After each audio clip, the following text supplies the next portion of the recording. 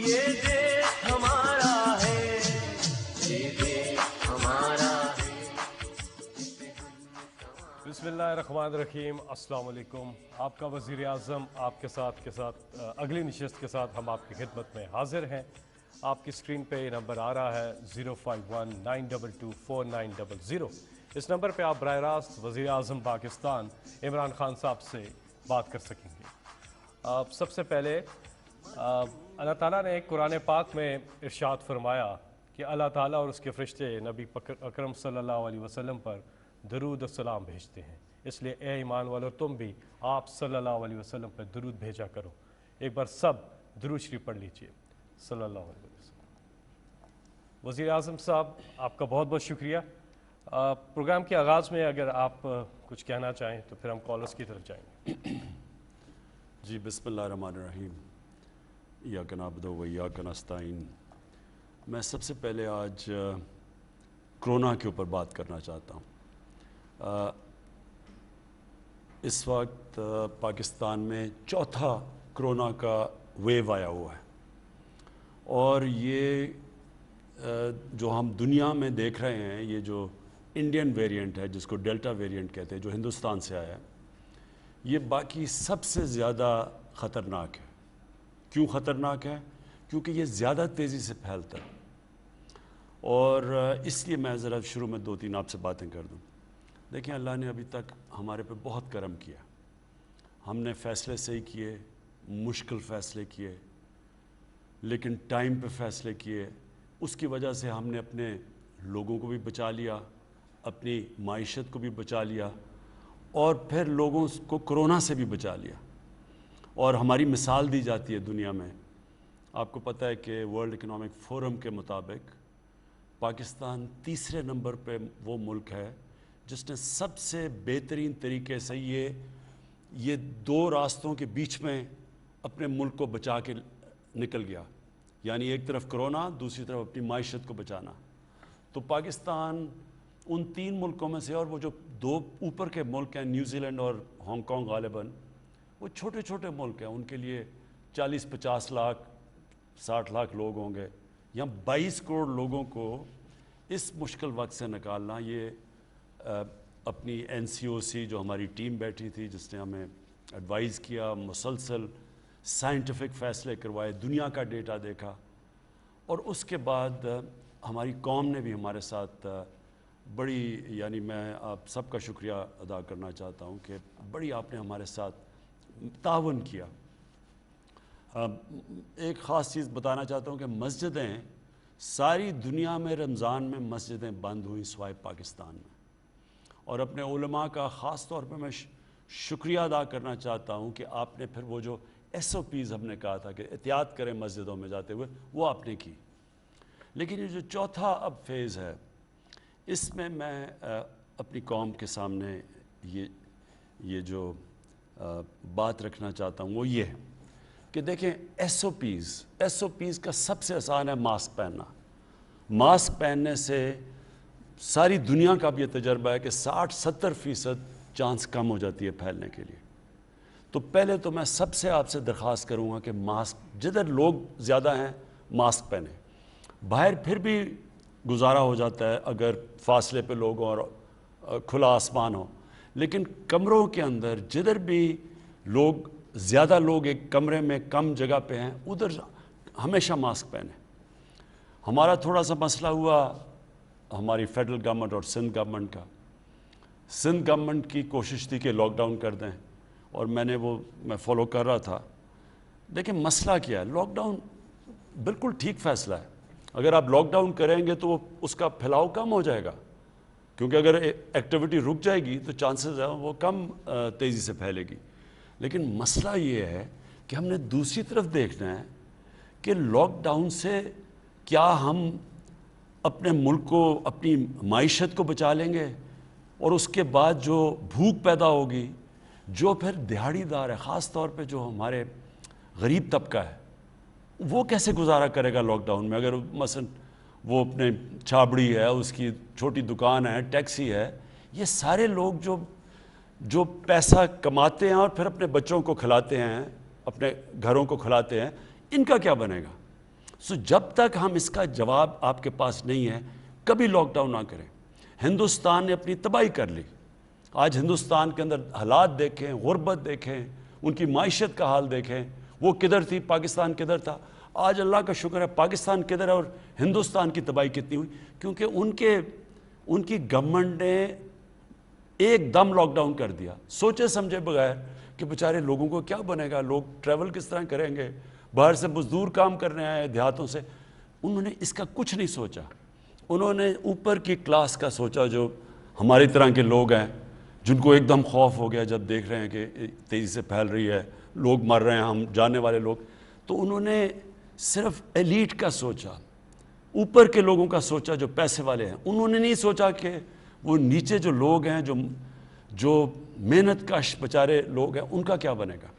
تو اس لیے سندھ گورنمنٹ کو صرف ہمارا یہ ہے کہ دیکھیں جب آپ لاک ڈاؤن کرتے ہیں تو اپنے ذہن میں ڈال لیں کہ آپ لوگوں کو بھوکا رکھیں گے, اور اگر آپ کے پاس وسائل ہی نہیں ہے لوگوں تک کھانا پہنچانے کے لیے تو بھوکے لوگوں کو آپ لاک ڈاؤن نہیں کر سکتے. اگر میرے بچے بھوکے ہیں گھر میں تو مجھے آپ کیسے کہیں گے کہ نہیں جی آپ باہر نہ جائیں کیونکہ لوگوں کو کرونا پھیل جائے گی. تو اس لیے ہمارا اب تک یہی اپنی حکمت کو استعمال کرتے ہوئے, دونوں طرف مسئلے ہیں, ایک طرف معیشت ہے, ایک طرف ہماری کرونا کا پھیلنا ہے, تو یہ بڑا سوچ سمجھ کے اس میں سے نکلنا ہے. تو جو سمارٹ لاک ڈاؤن ہے یعنی کہ علاقے جو زیادہ تیزی سے پھیل سکتی ہیں ان کو مثلا شادی, جب لوگ شادی پہ کھانے پہ اکٹھے ہوتے ہیں تیزی سے پھیل جاتی ہے, ریسٹورنٹس میں تیزی سے, تو ادھر تو تھوڑی دیر کریں. اسکولوں میں جب تک بچوں کو اور ٹیچرز کو ٹیکے نہ لگائیں اسکول بھی نہ کھولیں, کیونکہ اسکولوں میں بھی بڑی جلدی پھیل جاتا ہے. تو اصل اس کا علاج ایک ہی ہے, ویکسینیشن, ٹیکے لگانے کا. ابھی تک پاکستان نے 4 کروڑ 3 کروڑ لوگوں کو اب تک ہم ٹیکے لگا چکے ہیں, اور جن کے نہیں لگے, اور خاص طور پہ جب آپ سمجھتے ہیں کہ ادھر آپ کے کام ہیں جدھر زیادہ لوگ ہیں, آپ کو فوری طور پہ ٹیکے لگوانے چاہیے. ہم اب پوری گورنمنٹ کوشش کر رہی ہے کہ کوئی کمی نہ ہو ہماری ویکسینیشن پہ, لیکن اس کا حل صرف ویکسینیشن ہے, ٹیکہ لگانا. اس کے علاوہ حکمت استعمال کرتے ہوئے ہمیں اس میں سے نکلنا پڑے گا. لیکن کسی صورت ہماری معیشت اتنے مشکل وقت سے نکلی ہے اور اللہ کا کرم ہے کہ اب اوپر جا رہی ہے. ہم نے کسی صورت لاک ڈاؤن کر کے اپنی معیشت کو تباہ نہیں کرنا. جی پروگرام کے پہلے کالر, السلام علیکم. وعلیکم السلام. جی کون بات کریں گے, کہاں سے؟ جی میں اسلام آباد سے بات کر رہی ہوں, قبر جہاں. جی کیا بات کریں گے آپ وزیر اعظم صاحب سے؟ جی میں بات کرنا چاہ رہی ہوں کہ وزیر اعظم صاحب سے, میرے شوہر کالج سے وائس پرنسپل ریٹائر ہوئے ہیں اور وہ اب کالج کی بیماری سے مکمل بیڈ پر ہیں. میری 3 بیٹیاں ہیں جن کی شادیاں کرنی ہیں, بیٹا بھی نہیں ہے. میں کرائے کے مکان میں ایک مشکل وقت میں گزارا کر رہی ہوں. اخراجات اور شوہر کی بیماری پر آنے والے اخراجات کی وجہ سے میں مقروض بھی ہو چکی ہوں. تو آج سے 10 سال پہلے ہم نے 60 لاکھ روپے مضاربہ کاروبار میں لگایا تھا. وہ بندہ پیسے لے کے بھاگ گیا, پھر نیب نے اس کو پکڑ لیا. 10 سال ہو گئے ہیں, کیس نیب میں ہی ہے. نیب نے ریکوری کے لیے ہمیں کہا تھا کہ ریکوری ہو رہی ہے, لیکن ہمیں تو کوئی ایسی اطلاع بھی نہیں ملی اور نہ ہی ہمیں کوئی پیسہ ملا ہے. تو اس طرح کرتے ہیں کہ اگر آپ ان کو کانٹیکٹ کر کے ان سے پوچھ لیں گے تو ہم پھر پوری کوشش کرتے ہیں کہ آپ کا اس کو جو کیس ہے اس کو ہم تیزی سے سالو کریں. جی اگلے کالر ہمارے ساتھ 92249000, یہ نمبر آپ کی اسکرین پہ بھی آ رہا ہے, آپ اس پہ کال کر سکتے ہیں. 10 لائنز ہیں اس نمبر پر اور ہماری کوشش ہوگی کہ زیادہ سے زیادہ کالرز کو ہم پروگرام کے اندر شامل کر سکیں. السلام علیکم. جی السلام علیکم. جی وعلیکم السلام. جی کون صاحب کہاں سے اور کیا بات کریں گے وزیر اعظم صاحب سے؟ میں سعید بہادر علی سالک تمغہ امتیاز بول رہا ہوں, جی بی کے علاقہ گلشن کبیر سیاچن کے دامن سے بول رہا ہوں. جی میں بڑا خوش قسمت آدمی ہوں کہ اپنے ملک کے پہلے اب تک کے ایسے آؤٹ اسٹینڈنگ ویژنری شفاف پہلوس مخلص اور دلیر وزیر اعظم سے بات کرنے کا شرف حاصل کر رہا ہوں.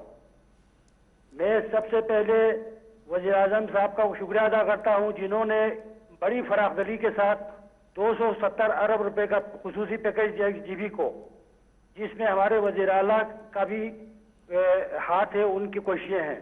میں بلتستان کے حوالے سے گلگت بلتستان کے حوالے سے 3 اہم مسائل کی طرف نشاندہی کرنا چاہتا ہوں. امید ہے کہ ہمارے وزیر اعظم ان پر خصوصی توجہ فرمائیں گے. پہلا مسئلہ یہ ہے کہ گلگت بلتستان بہت پسماندہ اور دور افتادہ علاقہ ہے اور بھٹو مرحوم کی حکومت میں سبسڈی گندم پر دی گئی تھی. اس وقت کی آبادی اور آپ کی آبادی میں بڑا فرق ہے. آج دگنے سے بھی زیادہ بڑھ چکا ہے. اس میں خاطر خواہ اضافے کی ضرورت ہے. دوسرا مسئلہ یہ ہے کہ وزیر اعظم جناب عمران خان کے ویژن کے مطابق ان علاقوں میں سیاحت کی ترقی پر خصوصی توجہ دی جا رہی ہے. پہلی مرتبہ ملک کے تمام شہروں سے پروازیں آ رہی ہے. بیرونی پروازیں بھی شروع ہونے والی ہے اور بائی روڈ بھی لوگ سیاح بہت سے ان علاقوں کی طرف آ رہے ہیں. لیکن سہولتوں کا فقدان ہے. افراتفری کا عالم میں پیٹرولیم کی شارٹیج ہے اور بجلی اور نیٹ کا نظام صحیح نہیں ہے. تو ان چیزوں کو ریگولرائز کرنے کی ضرورت ہے. چھوٹی سی انتظامیہ اس پہ قابو پانا ان کے لیے بہت مشکل ہے. جی بہت بہت شکریہ. گزارش یہ ہے کالر سے کہ اپنی بات کو مختصر رکھیے تاکہ زیادہ سے زیادہ لوگوں کو موقع مل سکے کہ وزیر اعظم صاحب سے وہ بات کر سکیں. ہم اگلے کالر کی جانب جائیں گے. جی السلام علیکم. جی السلام علیکم. جی وعلیکم السلام. جی کون صاحب کہاں سے بات کر رہے ہیں؟ جی میں کاشف جوید بات کر رہا ہوں گجرانوالہ سے. جی کیا بات کریں گے جی وزیر اعظم صاحب سے آپ؟ جی سر میرے وزیر اعظم بات سن رہے ہیں؟ جی السلام علیکم. جی وعلیکم السلام. جی میں مسیح مذہب سے میرا تعلق ہے اور ہر محکمے میں ہمارا 5% کوٹا آتا ہے جو کہ ایک عرصہ دراز سے ہمیں نہیں دیا جا رہا. اور میری آپ سے درخواست ہے کہ آپ کے دورے حکومت سے ہمیں بہت سی امید ہے اور ہم میرٹ کے باوجود بھی ہمیں یہ سیٹیں نہیں دیتے. پوری اقلیت کا یہی مسئلہ ہے. تو میری آپ سے درخواست ہے کہ آپ ہمارے جو حقوق ہے وہ ہمیں دیں. اور سٹیزن پورٹل کے علاوہ میں نے 30 سے زیادہ محکموں میں درخواست دی ہے لیکن ہمیں انصاف نہیں ملا. تو مجھے آپ سے بہت امید ہے. اوکے یہ میں آپ کا نوٹ کر لوں. بالکل آپ ٹھیک کہتے ہیں کہ آپ کو اس کا کوٹا ملنا چاہیے. میں یہ اب ساروں کو ڈائریکشن دوں گا کیونکہ اصل میں یہ صوبوں کے پاس ہے سب کچھ. سینٹر تو ہمارا فیڈرل گورنمنٹ تو چھوٹی سی ہے. اصل میں تو صوبوں کے پاس نوکریاں ساری. تو میں سارے صوبوں کو انسٹرکشنز دوں گا کہ جو آپ کا کوٹا ہے وہ ان کو آپ سب کو ملے. جی اگلے کالر ہمارے ساتھ. السلام علیکم. وعلیکم السلام. فیصل صاحب میں حبیب اکرم عرض کر رہا ہوں. میں دنیا ٹی وی میں کام کرتا ہوں اور وزیر اعظم صاحب کو بھی میں سلام پیش کرتا ہوں. دراصل آج میں نے یہ کال اس لیے بلائی تھی کہ میں دیکھ سکوں کہ کیا واقعی لائیو کالرز ہیں. لائیو کالرز اس میں آ رہے ہیں. لائیو کالز آ رہی ہیں. کہیں فیصل جاوید صاحب کہیں آپ تو ادھر ادھر سے کالز نہیں کروا رہے یا وزیر اعظم سے براہ راست ہی لوگ بات کر رہے ہیں. تو لہٰذا میں نے بھی سوچا کہ میں آج اپنی خبر بناؤں گا کہ اگر میری کال نہ ملی تو پھر میں پروگرام میں بیٹھ کے کہوں گا کہ جناب دیکھیے کالز تو ملتی نہیں ہیں لیکن میری کال مل گئی اور میری خبر رہ گئی.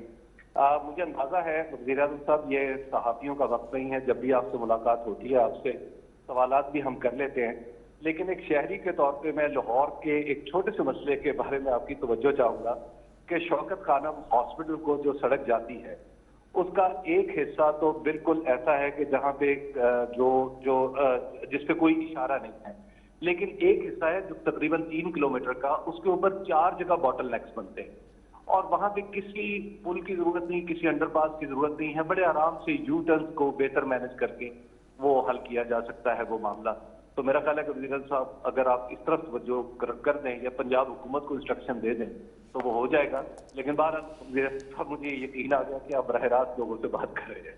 جی حبیب میں آپ کو ایک چیز واضح کر دوں. دیکھیں کون سے سربراہ ملک کے آزاد میڈیا سے ڈرتے ہیں؟ وہ کون سے ایسے سربراہ ہوتے ہیں؟ یا انہوں نے قانون توڑنا ہوتا ہے یا انہوں نے ملک کی جو رول آف لا ہوتا ہے یعنی جو بجائے قانون کی بالادستی طاقت کی بالادستی کرنی ہوتی ہے تو وہ ہمیشہ گھبراتے ہیں کیونکہ وہ ناجائز کام کر رہے ہوتے ہیں. اور یا پھر جو کرپٹ ہوتے ہیں. اب میں نے اگر چوری کی ہو, میں نے لنڈن میں میرے اپارٹمنٹس ہوں جو چوری سے میں نے بنایا تو مجھے سارا وقت آزاد میڈیا سے ڈر لگے گا. میں آپ کو یہ واضح کر دوں کہ آزاد میڈیا جو آزادی رائے ہے یہ ایک ملک کے لیے ایک بہت بڑی نعمت ہے، کیونکہ یہ ہماری طرح کے لوگوں کو سارا وقت آگے کرتے ہیں۔ اب آپ نے بتایا نا یہ کہ جی وہاں 4 جگہ لوگ رکتے ہیں جوہر ٹاؤن جاتے ہوئے، وہ جو دوسری سڑک ہے، تو وہ یہی میڈیا کا کام ہوتا ہے، واچ ڈاگ ہوتا ہے میڈیا۔ مجھے صرف میڈیا سے اختلاف تب ہوتا ہے جب فیک نیوز بنائی جاتی ہے، پروپیگنڈا کیا جاتا ہے گورنمنٹ کو۔ مثلا یہ جو EU کی جو ڈس انفارمیشن لیب میں چیزیں سامنے آئی ہیں کہ ہندوستان نے فیک اکاؤنٹس بنائے ہوئے ہیں اور ان کو فیڈ کر رہے ہیں پاکستان سے صحافی، جو پاکستان فوج اور پاکستان کے پرائم منسٹر کے خلاف پروپیگنڈا کر رہے ہیں۔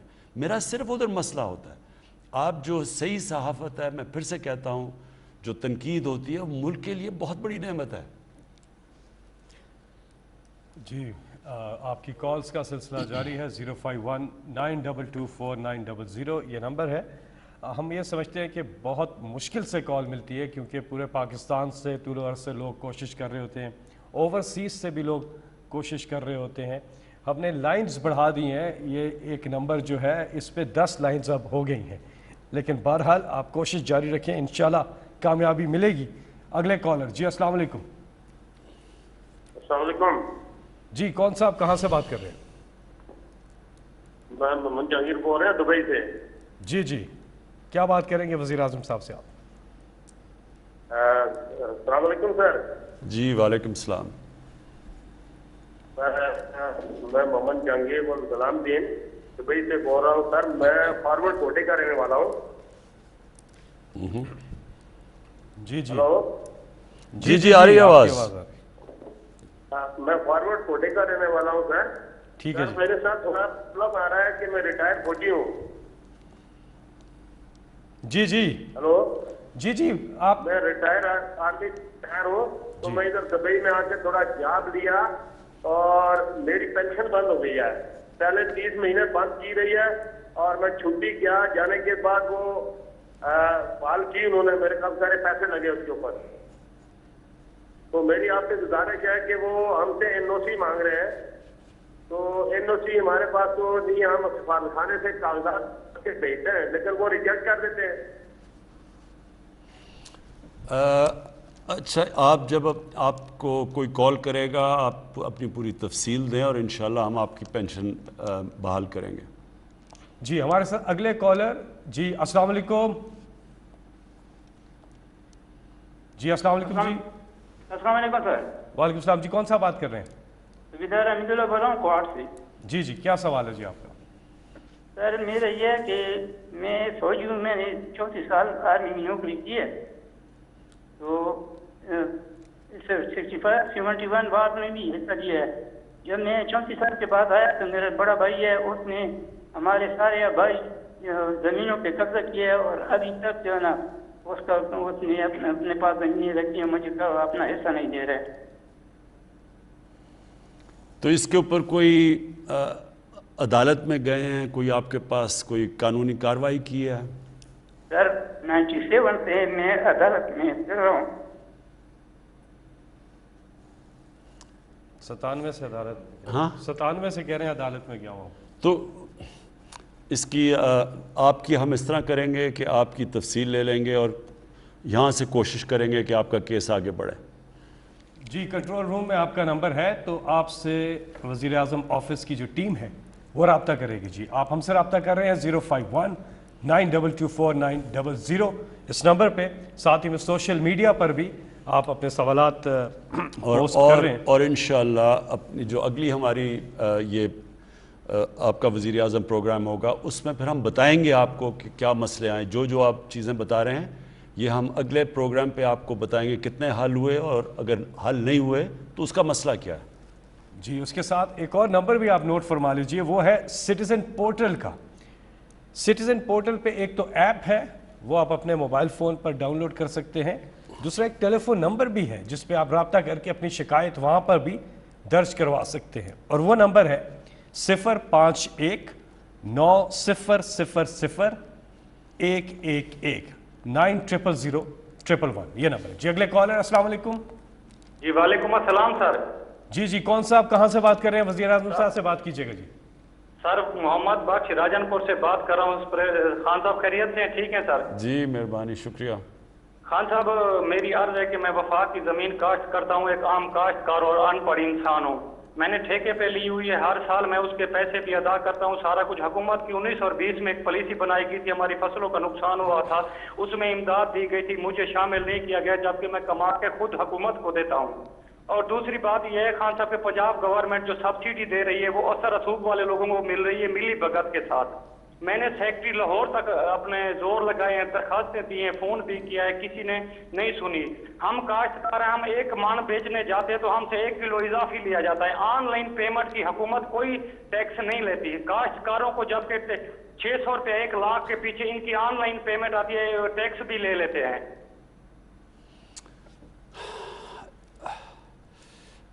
اس کا آپ کو ابھی اس کے بعد پروگرام کے بعد ٹیلی فون آئے گا میرے آفس سے، یہ آپ نے پوری تفصیل بتانی ہے اور وہ ہم ساری پنجاب گورنمنٹ سے بھی بات کریں گے اور یہ بھی پتہ چلوائیں گے کہ جو آپ کی جو زمین آپ کاشت کر رہے ہیں فیڈرل گورنمنٹ کی، اس کے اوپر بھی ہم پورا دیکھیں گے کہ ہم اس میں بھی آپ کی کیسے مدد کر سکتے ہیں. جی وزیر اعظم صاحب، ایک سوال سوشل میڈیا پر آیا ہے کہ احساس پروگرام کا دائرہ کار جو ہے اس کو کب تک وسیع کیا جائے گا؟ دیکھیں احساس پروگرام کے تو کافی اس وقت قرضے بھی دیے جا رہے ہیں، دیہات کے اندر خواتین کو مویشی اور چیزیں دی جا رہی ہیں تاکہ وہ اپنی آمدنی بڑھا سکیں. لیکن جو ایک سب سے بڑا ہمارا پروگرام ہے وہ ہمارے جو ڈیٹا سارے پاکستان کا اب ہمیں مل گیا. یہ بہت بڑی بات ہے کہ سارے پاکستان کا اب ہمیں پتہ چل گیا ہے کہ کتنے گھرانے ہیں اس ملک میں جن کی کتنی آمدنی ہے، پھر اس سے اوپر کتنے گھرانے ہیں، پھر اس سے اوپر. اب ہمارے پاس ڈیٹا ایسا آ گیا ہے کہ ہمیں اب ڈائریکٹ لوگوں کو یعنی ہمیں پتہ چل جائے گا مثلا اگر آٹے کی قیمت اوپر جاتی ہے تو کون سے گھرانے ہوں گے جو زیادہ متاثر ہوں گے، جن کی آمدنی کا زیادہ تر حصہ چلا جاتا ہے کھانا پینے کی چیزوں کے اوپر، تو ان کو پھر ہم نے ڈائریکٹ سبسڈائز کریں گے. اور یہ دسمبر سے شروع ہو جائے گا. یہ پہلی دفعہ پاکستان میں ہوگا کہ ہم 40% جو نچلا طبقہ ہے ہمارا اس کو ڈائریکٹ ہم ان کو سبسڈائز کریں گے. یعنی کھانے پینے کی چیزوں پہ مہنگائی سے بچانے کے لیے ان کے پاس ڈائریکٹ سبسڈی جائے گی. یہ ہمارا سب سے بڑا پروگرام ہے اور انشاءاللہ دسمبر میں شروع ہو جائے گا. جی یہاں پہ وقت ہوا ایک وقفے کا، اس کے بعد پھر ہم دوبارہ حاضر ہیں.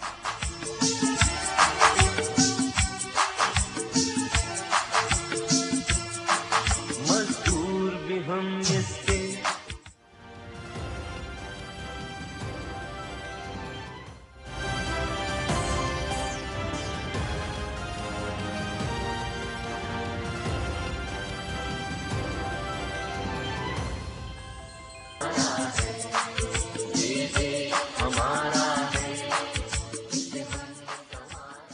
وزیر اعظم آپ کے ساتھ بریک کے بعد ایک بار پھر آپ کو خوش آمدید کہتے ہیں. وزیر اعظم صاحب، سوشل میڈیا پہ ایک سوال آیا ہے کہ طلحہ طالب نے اولمپکس میں بغیر حکومت کے سپورٹ کے ویٹ لفٹنگ میں ملک کا نام روشن کیا اور صرف چند کلو گرام سے تگمے سے وہ محروم رہے.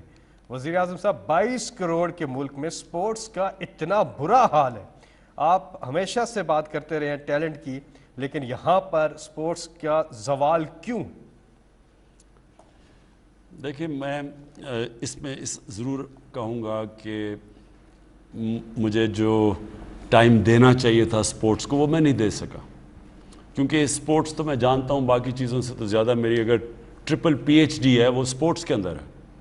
لیکن اتنے زیادہ اور ہمارے مسئلے مسائل شروع سے پہلے دن سے پڑ گئے کہ اور خاص طور پہ معیشت کا جو حالات تھے اور جو پھر اس کی وجہ سے جو لوگوں کو تکلیف تھی، مہنگائی تھی، تو اس ساری چیزوں کے اوپر اتنی زیادہ توجہ چلی گئی کہ جو سپورٹس کے اوپر مجھے ٹائم دینا چاہیے تھا وہ میں نہیں دے سکا. دیکھیں میں نے پاکستان کی سپورٹس کو دیکھا ہم جب چھوٹے تھے، جیسے ہاکی میں پاکستان کدھر تھا، پھر کرکٹ میں تو ہمارے دور میں دیکھتے دیکھتے پاکستان نیچے سے آ کے ورلڈ کپ جیت گیا اور دنیا کی ٹاپ ٹیم بن گئی.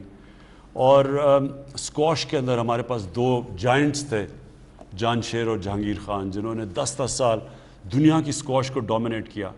تو ہم نے وہ دور دیکھا ہوا ہے. اور پھر ڈکلائن دیکھیے اس کی. اور بدقسمتی سے جو ہم نیچے آئے ہیں نا پاکستان میں, یہ جو دو خاندانوں نے اس ملک کو تباہی کی ہے, ایک تو پیسہ لوٹنا ہے نا, ایک ادارے تباہ کیے.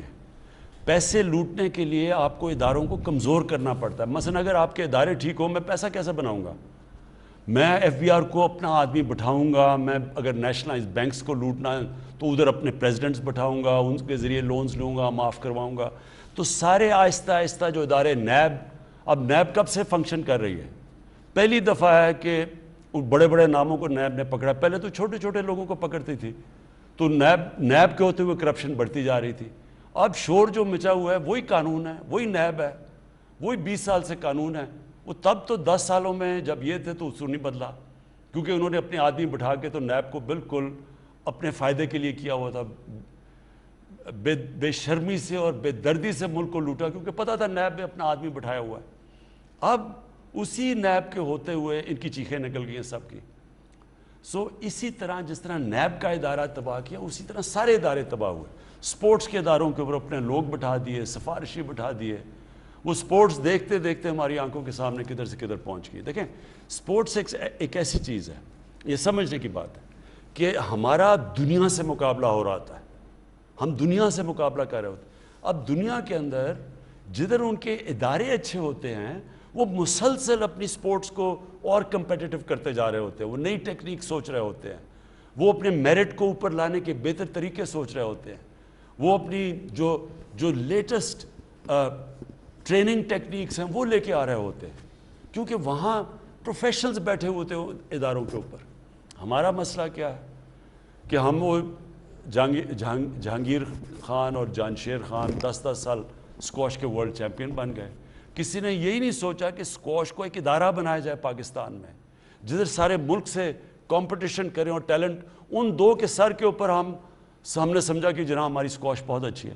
جیسے ہی وہ دو گئے, پاکستان نیچے جانا شروع ہو گیا. ہاکی کا بھی وہی تھا, ہمارے پاس گریٹ پلیئرز تھے تب تک, یہ گراس کے اوپر ہاکی ہوتی تھی, ہماری ٹیلنٹ بہترین تھا, ہم سب سے بہتر ٹیلنٹڈ تھے.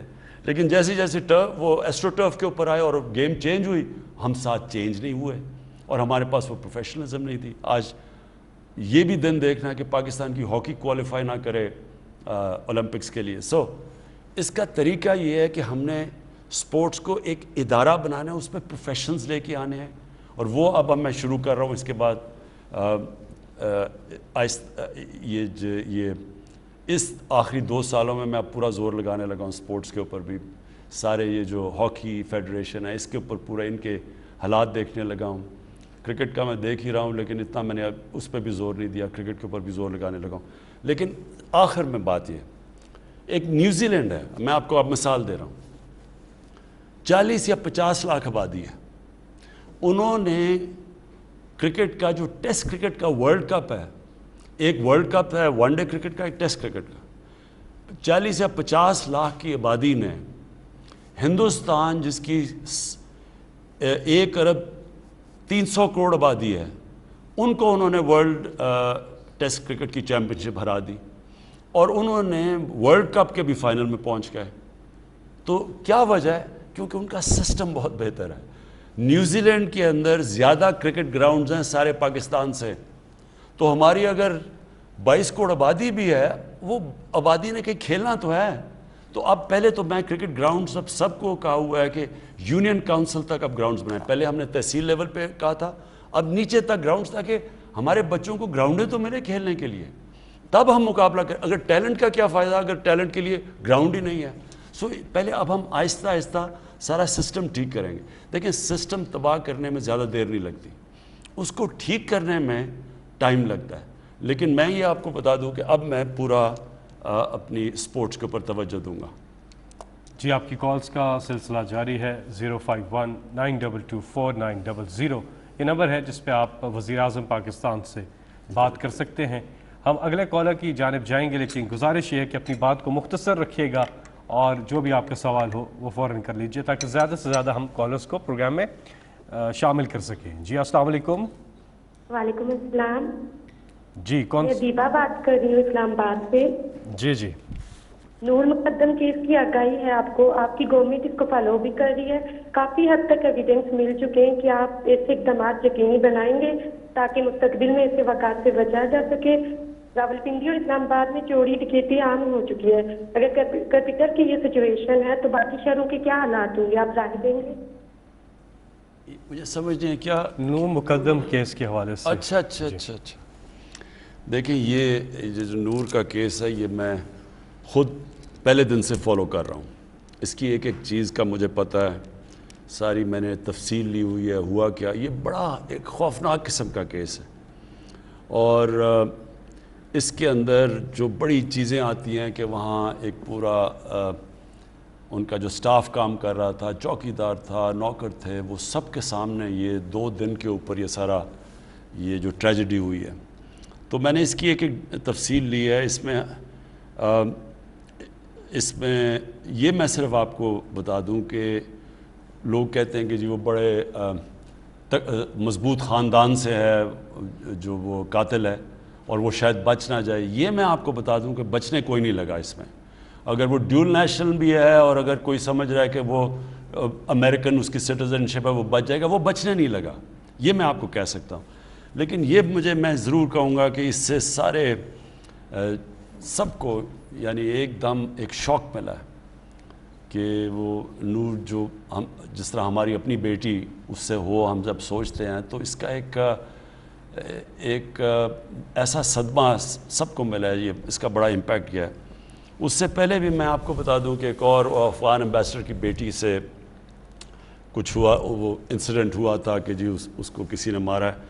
اس کو بھی میں یہ بتا دوں کہ میں نے اس طرح کیس کو فالو کیا جس طرح وہ میری اپنی بیٹی ہے. افغانستان یہ ہمارے اپنے لوگ ہیں، ہم افغانستان کو اپنے بھائی سمجھتے ہیں.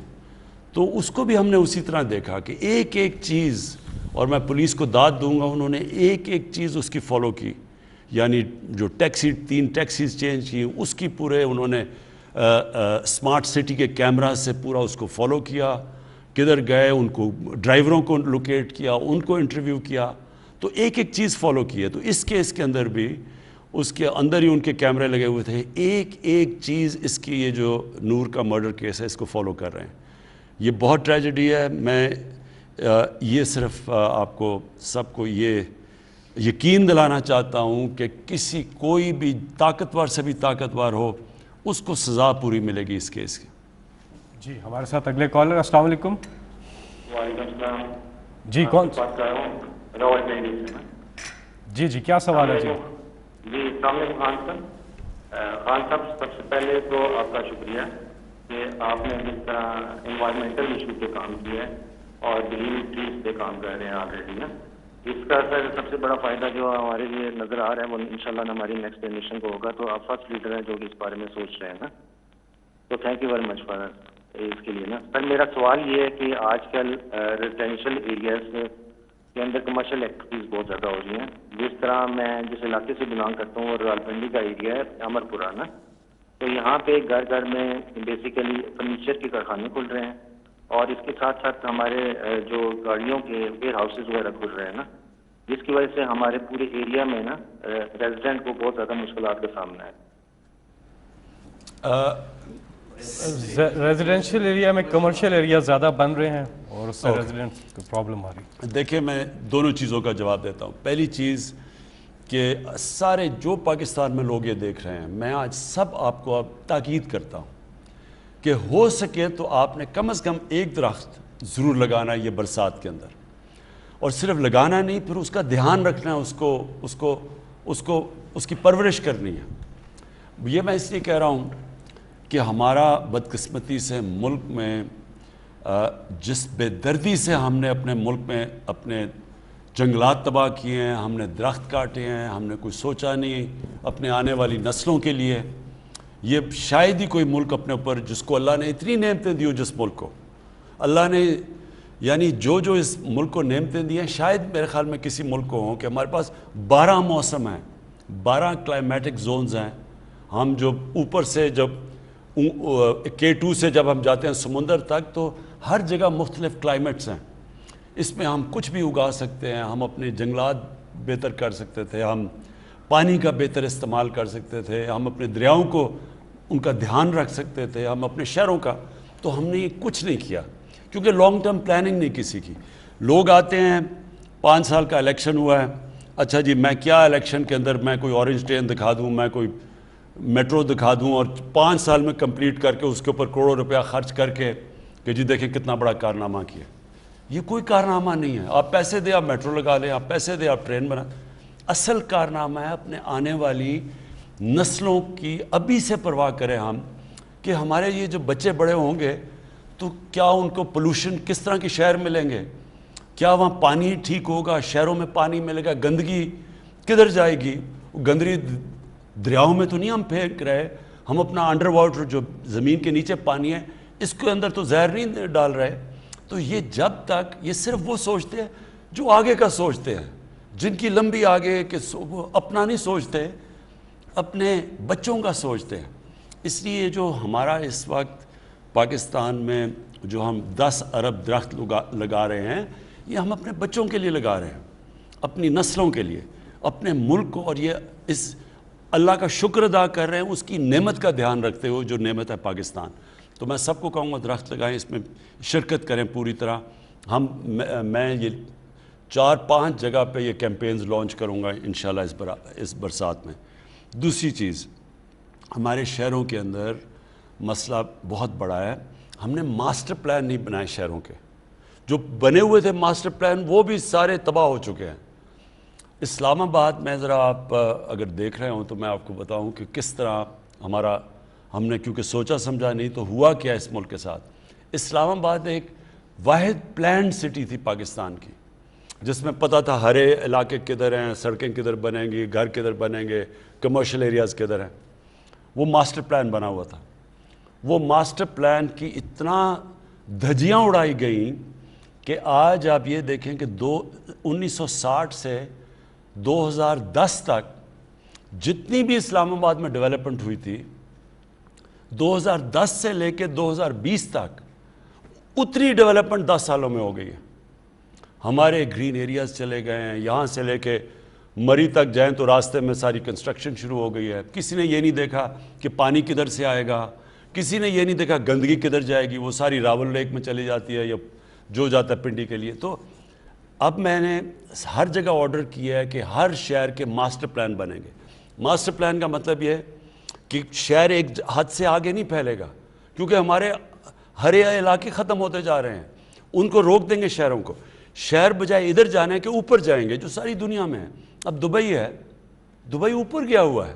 اگر دبئی پھیل جائے تو وہ کہاں سے کہاں پہنچ جائے. جس طرح نیو یارک ہے، اب نیو یارک اوپر گیا ہوا ہے. اگر نیو یارک کو اس طرح پھیلنا شروع ہو جائے تو وہ نیو یارک میں تو کبھی نہ وہ پانی دے سکتے ہیں، نہ بجلی دے سکتے ہیں، نہ امینٹیز دے سکتے ہیں. لہٰذا ہمارے اب شہروں کو ہمیں روکنا پڑے گا. اور پھر جدھر ہم نے دیکھا نیا شہر بنائیں گے. جس طرح راوی سٹی بنا رہے ہیں لاہور میں. راوی سٹی کا مقصد کیا ہے؟ پہلے تو راوی کو بچانا. راوی ایک گندا نالا بن چکا ہے، اس کو ڈیم کر کے اس کا پانی اوپر لا کے لیک بنا کے، تاکہ لاہور کا پانی نیچے جا رہا ہے. لاہور میں تھوڑی دیر میں ٹینکر مافیا آ جائے گا جس طرح کراچی میں، کیونکہ وہاں پانی اتنا نیچے چلا گیا. اس لیے پہلے لیک بنا رہے ہیں تاکہ گراؤنڈ واٹر اوپر جائے، پھر اس کو اوپر لے کے جا رہے ہیں شہر کو، ماڈرن سٹی بنا رہے ہیں. پھر وہاں پورا جنگل اگا رہے ہیں ساتھ تاکہ وہاں پولوشن کم ہو، تاکہ وہ ابزارب کرے پولوشن. اسی طرح کراچی میں ہم نے بنڈل آئلینڈ کا سوچا ہوا تھا. بدقسمتی سے سندھ کی حکومت اس نے اس کو ہمیں بنانے نہیں دے رہی، اور وہ مجھے کچھ سمجھ نہیں آتی کیونکہ سارا فائدہ سندھ کا ہے. پیسے بھی سندھ میں، نوکریاں بھی سندھ میں، فائدہ بھی کراچی کا. جو بچ جائے گا کراچی بھی پھیلتا جا رہا ہے. کوئی وجہ ہے جو انہوں نے روکا ہوا ہے. لیکن شہروں کو اب ہمیں روکنا پڑے گا، ماسٹر پلانز بنانے پڑیں گے، گرین ایریاز وہاں بچانے پڑیں گے، وہ بھی غائب ہو گئے ہیں. اور پھر ویسٹ ڈسپوزل یعنی گندگی کدھر جائے گی، اس کی پھر ٹریٹمنٹ پلانٹس، جو کہ اب لاہور میں 3 ٹریٹمنٹ پلانٹ بنائیں گے اور وہ ٹریٹ کر کے پانی راوی میں ڈالیں گے. راوی بھی بہتر ہو جائے گا اور پھر جو گراؤنڈ واٹر ہے وہ بھی بچ جائے گا. جی وزیر اعظم صاحب، ایک اور سوال آیا سوشل میڈیا پہ، کہہ رہے ہیں سیالکوٹ کا بائی الیکشن اور آزاد کشمیر کے الیکشن اپوزیشن دعویٰ کرتی ہے کہ دھاندلی سے آپ جیتے ہیں. دیکھیں، یہ میں پھر سے جب میں کرکٹ کھیلتا تھا تو میری ساری کرکٹ اپنے اپنے امپائر ہوتے تھے. جو ملک میں کرکٹ کھیلو اس کا اپنا امپائر ہوتا تھا.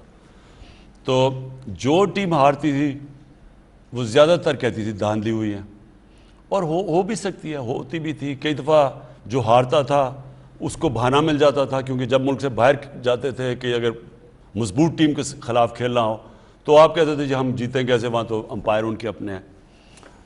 اور پاکستان کبھی ہندوستان میں نہیں جیتا تھا, ہندوستان کبھی پاکستان میں نہیں جیتا تھا, کیونکہ ہمارے اپنے اپنے امپائر تھے. اور مجھے اس چیز کا بڑا فخر ہے کہ میں واحد وہ کیپٹن ہوں جو ٹیم لے کے گیا ہندوستان, اور ان کے امپائروں کے باوجود ہم جیت کے آئے. تو وہ کبھی ان دنوں میں ناممکن ہوتا تھا. تو اس لیے ہم نے پھر کیمپین کی نیوٹرل امپائرز کے لیے, اور میں نے وہ کیمپین لیڈ کی. اور پاکستان وہ ملک تھا جس نے پہلی دفعہ دنیا کی تاریخ میں نیوٹرل امپائرز لے کے آیا 1986 میں. اور اس کے علاوہ ہم نے پھر ٹیکنالوجی کا کہا کہ استعمال کریں. تو ان دونوں کی وجہ سے آج کرکٹ میں جو ہارتا ہے وہ ہار مان جاتا ہے. ہمارے زمانے میں ہار وہ کہتے تھے جی امپائروں نے ہرا دیا. اب یہی ہو گیا پاکستان میں. پہلی دفعہ ایک گورنمنٹ آئی ہے جس نے کہا ہے کہ گورنمنٹ کہہ رہی ہے کہ ہم اب یہ الیکٹرل سسٹم کو ٹھیک کریں تاکہ سب مان جائیں ہار جیت کو. یہ پہلی گورنمنٹ ہے ہماری. نہیں تو جو گورنمنٹ میں آتا ہے وہ کبھی چینج نہیں کرتا. وہ کیوں نہیں چینج کرتا؟ کیونکہ آپ گورنمنٹ میں بیٹھے ہوں تو آپ سمجھتے ہیں عملہ آپ کا نیچے لگا ہوتا ہے سارا. آپ الیکشن کمشنر بھی آپ اگر گورنمنٹ کی مرضی سے آتا ہے, الیکشن کمیشن بھی وہی ہوتی ہے. تو وہ گورنمنٹ سمجھتی ہے کہ ہمارے پاس ایڈوانٹیج ہے کہ اگر ہم گورنمنٹ میں بیٹھے ہیں تو ہم الیکشن جیت سکتے ہیں, تو وہ چینج نہیں کرتے.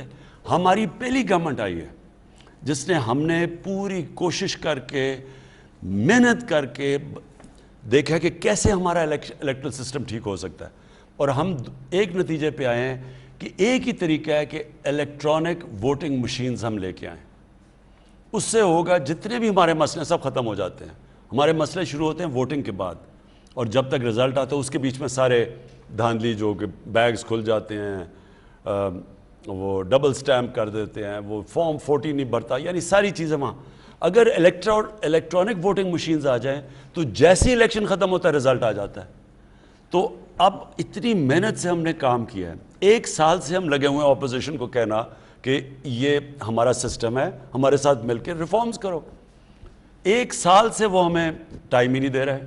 وہ کہتے ہیں ہم مانتے نہیں ہیں اور نہ خود کو تجویز دیتے ہیں نہ ہماری مانتے ہیں. اب آزاد کشمیر کا الیکشن, ان کے امپائرز, ان کی سٹنگ گورنمنٹ, یہاں تو کیئر ٹیکر گورنمنٹ کرتی ہے, سٹنگ گورنمنٹ نون لیگ کی نے الیکشن کروایا. سارا عملہ ان کا, پولیس انہوں نے وہاں لگائی ہوئی ساری جگہ, الیکشن کمیشن ان کی مرضی کی. پھر ہاں, جو سینئر ممبر الیکشن کمیشن کا تھا وہ نون کے وزیر اعظم کا ہمزلف تھا. تو پھر دھاندلی کیسے ہو گئی؟ دھاندلی تو جب تک الیکشن کمیشن آپ کے ساتھ نہیں ملتی دھاندلی نہیں ہو سکتی. تو اور وہ پھر سیالکوٹ کا الیکشن ہو گیا, اب وہ بھی ہار گئے ہیں اور وہ ان کا گڑھ تھا. ہاں, یہ فواد چودھری ریمائنڈ کر رہے ہیں کہ دھاندلی کے الزامات آزاد کشمیر میں کدھر سے لگائے گئے؟ وزیر اعظم نے بیٹھ کے وزیر اعظم ہاؤس سے لگائے ہیں. تو یہ ایسی بھی دھاندلی کبھی نہیں دیکھی تھی کہ وزیر اعظم بھی آپ کا, عملہ بھی آپ کا. تو وہ اس کا حل ایک ہے, الیکٹرانک ووٹنگ مشینز, اور اس کے اوپر ہم نے پورا اب زور لگا دیا ہے. ہم نے اس کے اوپر اپنی ہماری جو سائنس اور ٹیکنالوجی کی منسٹری انہوں نے ڈیولپ بھی کر دی ہے. ہم سارے میڈیا کو دکھا رہے ہیں. ہم بلکہ چاہتے ہیں کہ سارے جو میڈیا کے الیکشنز ہیں, جو بارز کی الیکشنز ہیں, سارے وہ الیکٹرانک ووٹنگ مشین سے کروائیں. اور انشاءاللہ یہ پھر یعنی آپ قوم سب سمجھ جائے گی کہ ایک ہی طریقہ ہے کہ یہ سارے مسئلے جو دھاندلی کے ہیں وہ ختم ہوئیں. جب امریکہ میں ڈونلڈ ٹرمپ نے کہا کہ دھاندلی ہوئی ہے, دھاندلی سے ہرایا گیا ہے, تو وہ کیوں نہیں ثابت کر سکا دھاندلی؟ کیونکہ وہاں الیکٹرانک ووٹنگ مشینز تھی. اس کے اوپر وہ ثابت ہی نہیں کر سکا, کیونکہ جدھر بھی وہ گیا انہوں نے سارے رزلٹ دکھا دیے. اور وہی اس کا حال ہے پاکستان میں. جی اگلے کالر ہمارے ساتھ. السلام علیکم. جی جی ہیلو. السلام علیکم. وعلیکم السلام. جی کون سا بات کر رہے ہیں؟ نوید عزیز بات کر رہا ہوں, استاد سے ڈسٹرکٹ اسبلا سے. जी जी, क्या सवाल है जी आपका? सर हमारा सवाल ये कि हमारे यहाँ 1974 या उसके पहले की ये जो बिजली का सबसे बड़ा मसला है हमारे पास सर, लोड शेडिंग तबाही है।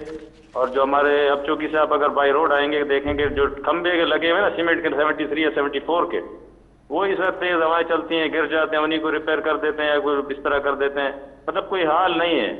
तो मैं चाह रहा था ये बस मेरा सवाल क्या बस एक तरह से रिक्वेस्ट हमारी सर, तो इस किया जाए सर। देखिए जी, मैं पहले बिजली का इन गर्मियों में बड़ी मुश्किलात का लोगों को सामना करना पड़ा। लोड शेडिंग भी ज़्यादा थी, गर्मी शदीद थी, और बलूचिस्तान में एक और मसला आ गया क्योंकि जो गवादर तक हम ईरान से बिजली लेते हैं, ईरान में इतनी गर्मी पड़ी कि ईरान की ख़ुद बिजली की इतनी कंजम्पशन होगी कि ईरान भी हमें बिजली नहीं दे सका क्योंकि वहाँ उधर शॉर्टेज होगी ईरान के अंदर। तो हमारा मसला ज़रा आपने समझना, हमने बिजली तो ज़्यादा बना दी पाकिस्तान में, लेकिन जो बिजली को पहुँचाने के लिए जो ट्रांसमिशन लाइंस हैं वो पुरानी हैं साहब। अब मसलन पेशावर है, जो ख़ास तौर पर पेशावर वैली के अंदर, वहाँ जो ट्रांसमिशन लाइंस हैं वो इतनी पुरानी हैं कि जब बिजली का प्रेशर बढ़ा तो जब हमने बिजली पहुँचाने की भी कोशिश की वो पहुँचती नहीं थी क्योंकि वो ट्रांसमिशन लाइंस कैरी नहीं कर सकती थी। तो अब अगला है कि पूरा इन्वेस्टमेंट कर रहे हैं ट्रांसमिशन लाइंस को ठीक करने, नहीं लाने के लिए, ताकि वो बोझ बर्दाश्त कर सके। दूसरा हमें मसला क्या आया कि ये जो फिनोमेना है जिसको कहते हैं ग्लोबल वार्मिंग, हमारी उससे जो मौसम के अंदर जो तब्दीलियाँ आई हैं उसमें एक क्या हुआ कि जो बर्फ़ों ने पिघलना था जुलाई के शुरू में वो पिघली नहीं। तो जब बर्फ़ें नहीं पिघली तो जो हमारी डैम्स में पानी आना था वो 35% कम पानी आया, और ये ईरान में भी यही हुआ।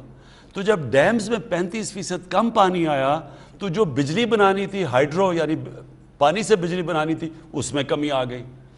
तो जो हमारी कैपेसिटी भी थी उससे भी कम बिजली बनी। लेकिन जो बिजली इस बारी जो डिमांड आई है, पाकिस्तान की तारीख की सबसे ज़्यादा बिजली की डिमांड इस बारी आई है, तकरीबन 25,000 मेगावाट बिजली।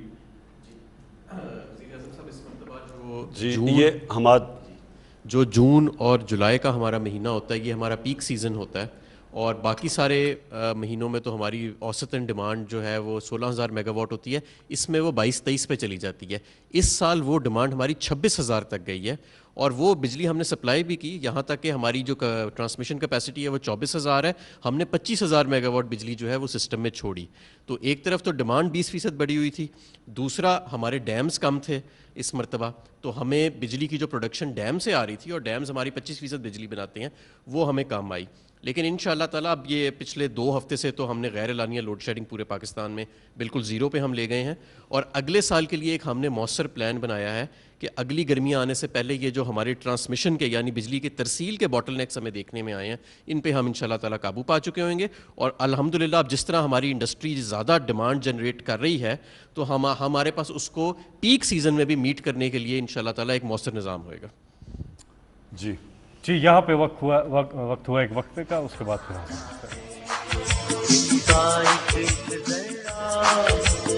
जान से प्यारा है।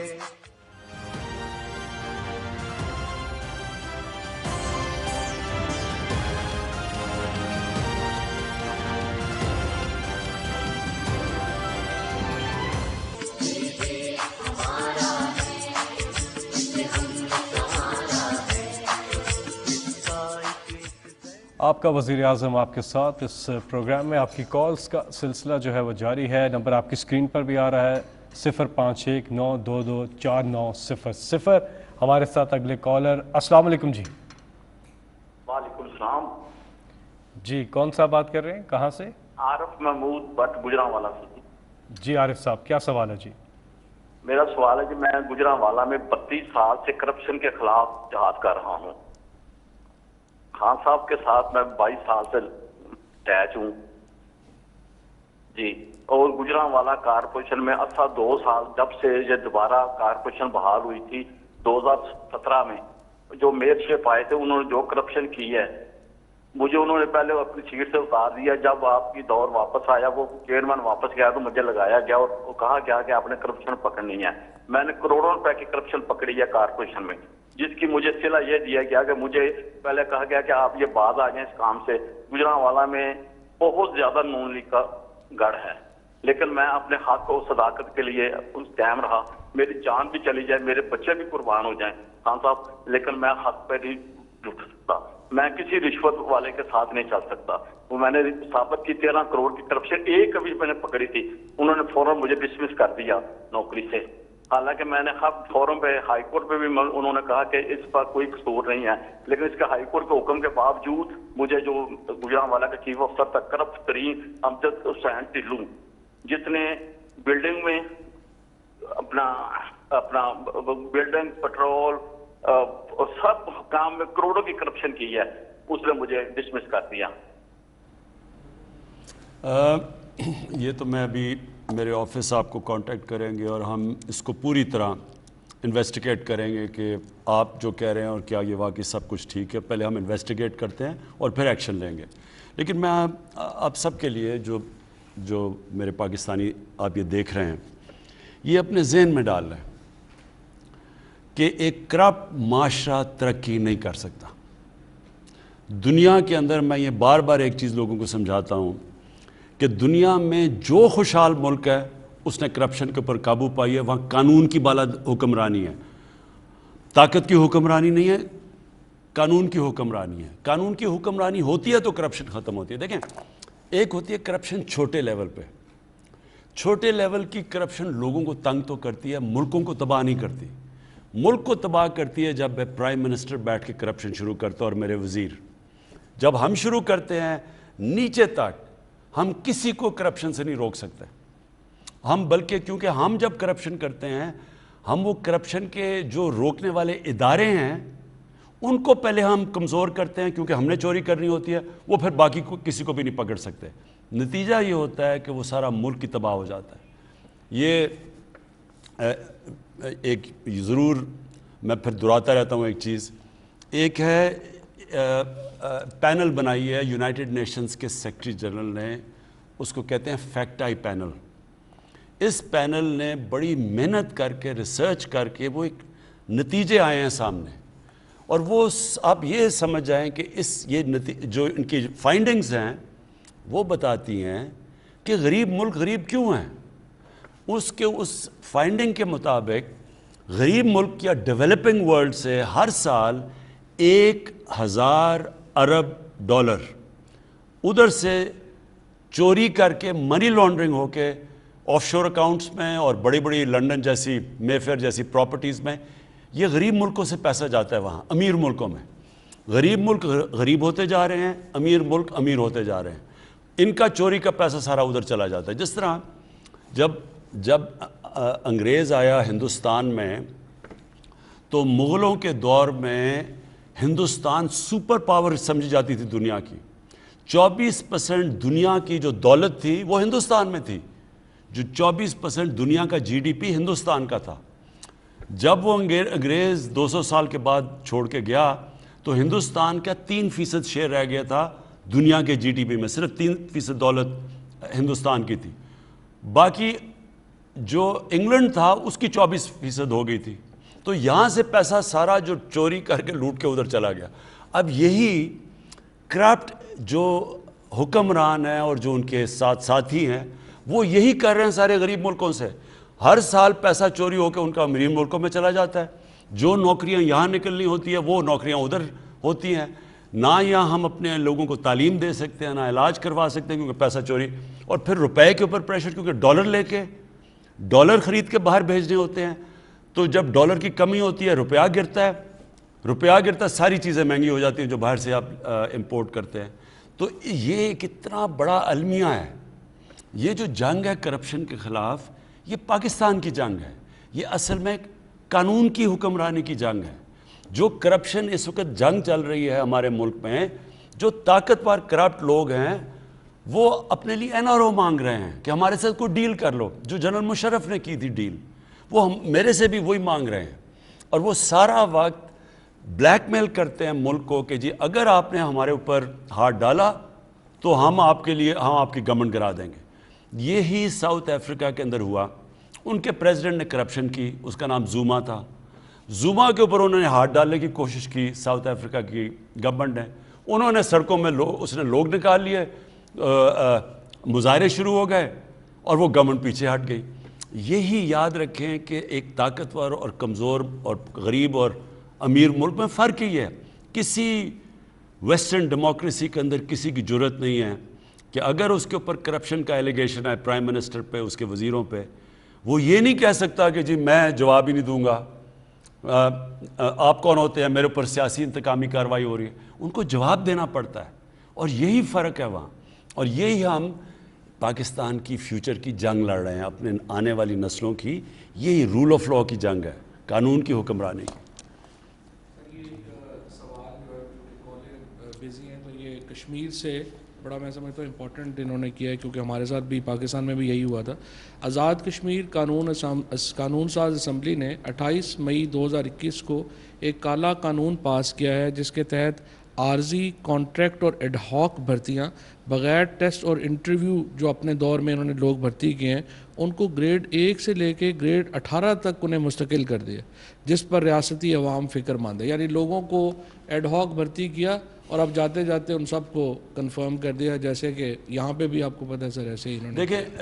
دیکھیں یہ قوم کے لیے ادارے کیوں تباہ ہوئے ہیں پاکستان کے. یہی پی ٹی وی تھا, ایک وقت پہ ہندوستان میں پاکستان کا پی ٹی وی دیکھا جاتا تھا. یہ پی آئی اے تھا جو دنیا کی ٹاپ ایئر لائن مانی جاتی تھی.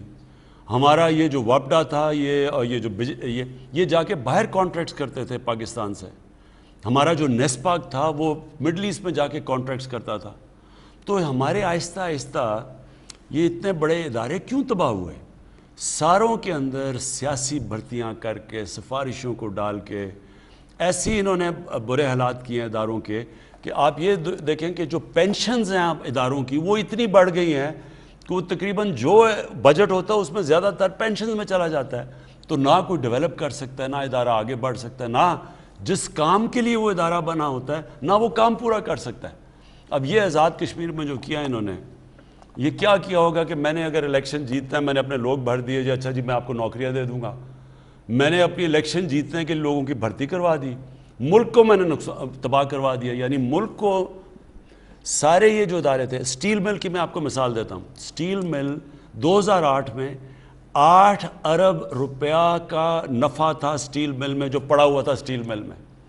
آئی پیپلز پارٹی کی گورنمنٹ, وہی سٹیل مل انہوں نے پہلے غلط بھرتیاں کرائیں, پھر انہوں نے کرپشن کی.